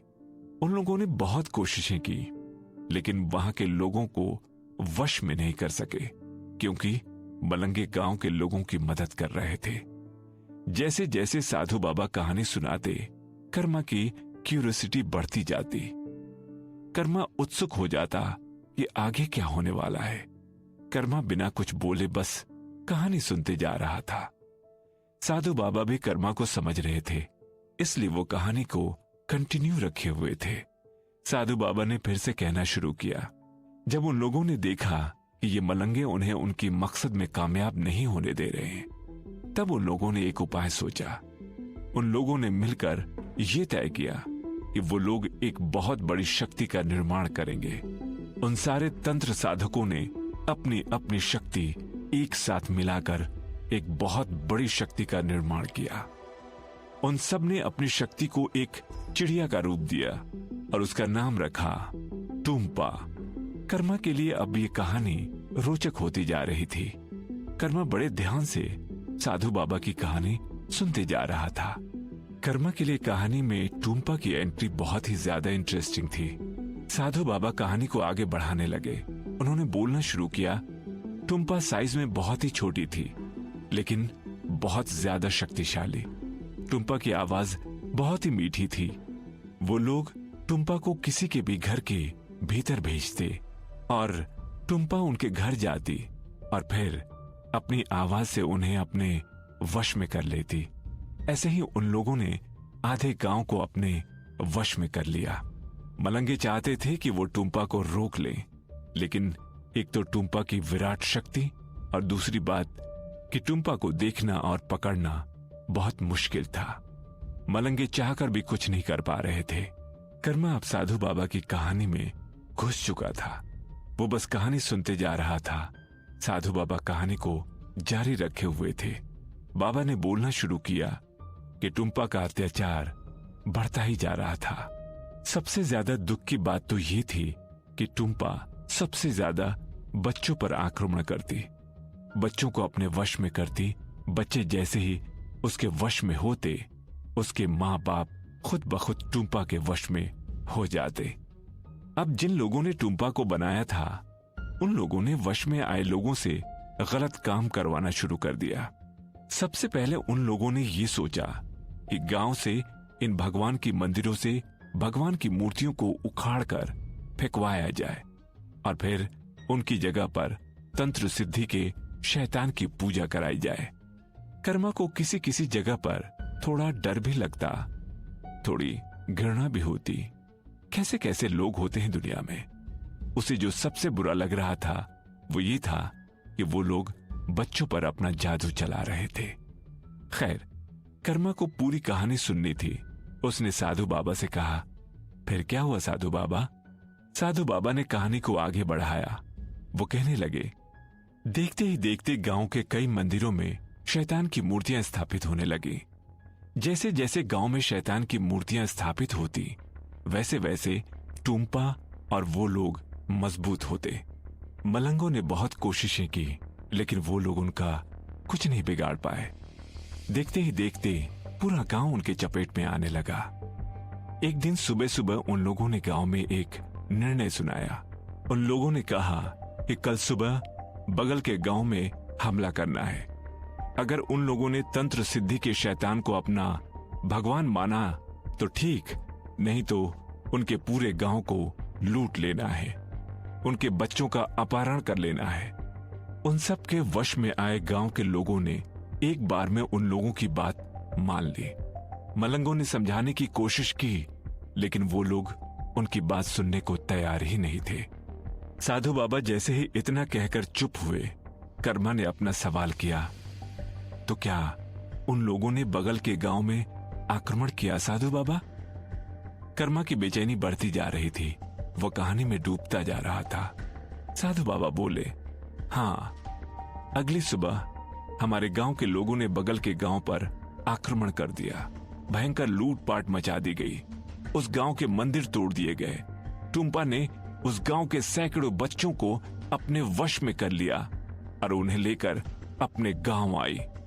उन बच्चों के पीछे पीछे उनके माँ बाप भी आए। बुरे लोगों की सेना बढ़ने लगी। मलंगे चिंता में पड़ गए कि अब क्या करें।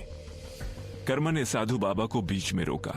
साधु बाबा, मलंगे शक्तिशाली थे, उन्हें कुछ तो करना चाहिए था। कर्मा की बात सुनकर बाबा बोले, मलंगे शक्तिशाली थे, लेकिन टूम्पा धूर्त थी, वो उनके पकड़ में ही नहीं आती थी। अब बताओ, जब कोई तुम्हारे पकड़ में ही ना रहे तो तुम उस पर अपनी शक्ति का प्रयोग कैसे करोगे? कर्मा भी साधु बाबा की बात में सहमत हुआ, लेकिन उसे टूम्पा के अत्याचार के बारे में सुनकर बुरा लग रहा था। उसने साधु बाबा से पूछा, तो फिर क्या मलंगे टूम्पा को नहीं हरा पाए साधु बाबा? कर्मा के सवाल पर साधु बाबा का जवाब तुरंत आया। उन्होंने कहा, कर्मा, एक बात जान लो, बुराई चाहे जितनी भी बड़ी हो, वो अच्छाई को हरा नहीं सकती। अच्छाई कुछ समय के लिए परेशान जरूर होती है, लेकिन पराजित नहीं होती। कर्मा भी इस विचार से सहमति रखता था। उसके साथ भी हमेशा से यही हुआ। उसके सामने भी खड़े बड़े गुंडों के रूप में बड़ी बड़ी बुराइयां आई, लेकिन कर्मा की अच्छाई उन सब पर भारी पड़ी। हमेशा जीत कर्मा की अच्छाई की ही हुई। कर्मा ने कहा, फिर क्या हुआ साधु बाबा? मलंगों ने कैसे सबको बचाया? कर्मा की बात खत्म होते ही साधु बाबा की बात शुरू हुई। साधु बाबा ने कहा, मलंगों की एक बैठक हुई। उस बैठक में यह तय हुआ कि मलंगों का सरदार वहां से 300 किलोमीटर दूर सगदती नदी के किनारे एक साधु के आश्रम में जाएंगे और उनसे ही इस समस्या से छुटकारा का उपाय पूछेंगे। बैठक के बाद मलंगों का सरदार वहां से सगदती नदी की ओर चल पड़ा। बाकी मलंगे गांव में ही रहे और लोगों की जितनी कर सकते थे उतनी मदद करने लगे। सरदार के गए कई दिन हो गए। इधर आसपास के 10 गांवों में टूम्पा और उन साधकों ने तांडव मचा दिया। कई लोग मारे भी गए। इस बार कर्मा ने कोई सवाल नहीं किया, वो बस कहानी सुनते जा रहा था। साधु बाबा ने भी कर्मा से कुछ नहीं कहा। उन्होंने कहानी जारी रखी। साधु बाबा ने कहा, 11 दिन के बाद मलंगों का सरदार वापस आया। उसके आते ही मलंगों ने उसे घेर लिया। सारे मलंगों को ये उम्मीद थी कि उनका सरदार कुछ न कुछ उपाय जरूर खोज लाया होगा। सब उससे पूछने लगे, लेकिन उनका सरदार बस उदास सा चुपचाप बैठा रहा। मलंग सरदार से बार बार पूछने लगे, लेकिन उनका सरदार बस चुपचाप बैठा रहा। फिर उनमें से एक मलंग ने कहा, सरदार, बताइए क्या हुआ? क्या आप उस साधु के आश्रम तक पहुंच पाए? अगर आप पहुंच पाए तो क्या उस साधु ने कोई उपाय बताया? सरदार बोलिए, ये चुप रहने का समय नहीं है। अगर हम सब चुप रहे तो गांव बर्बाद हो जाएगा, मानव जाति बर्बाद हो जाएगी। कर्मा ने पूछा, साधु बाबा, तो क्या उस सरदार की भेंट उस साधु से हुई थी? वो उपाय लेकर आ पाया था? क्या हुआ था, बताइए ना। कर्मा की बात सुनकर साधु बाबा बोले, अभी मैंने तुम्हें बताया था ना कि अच्छाई की जीत तय होती है। हाँ, अच्छाई परेशान बहुत होती है। कर्मा साधु बाबा की इस बात से बहुत खुश हुआ। वो बस अब जल्दी से सुनना चाहता था कि साधु ने मलंगों के सरदार को कौन सा उपाय बताया था।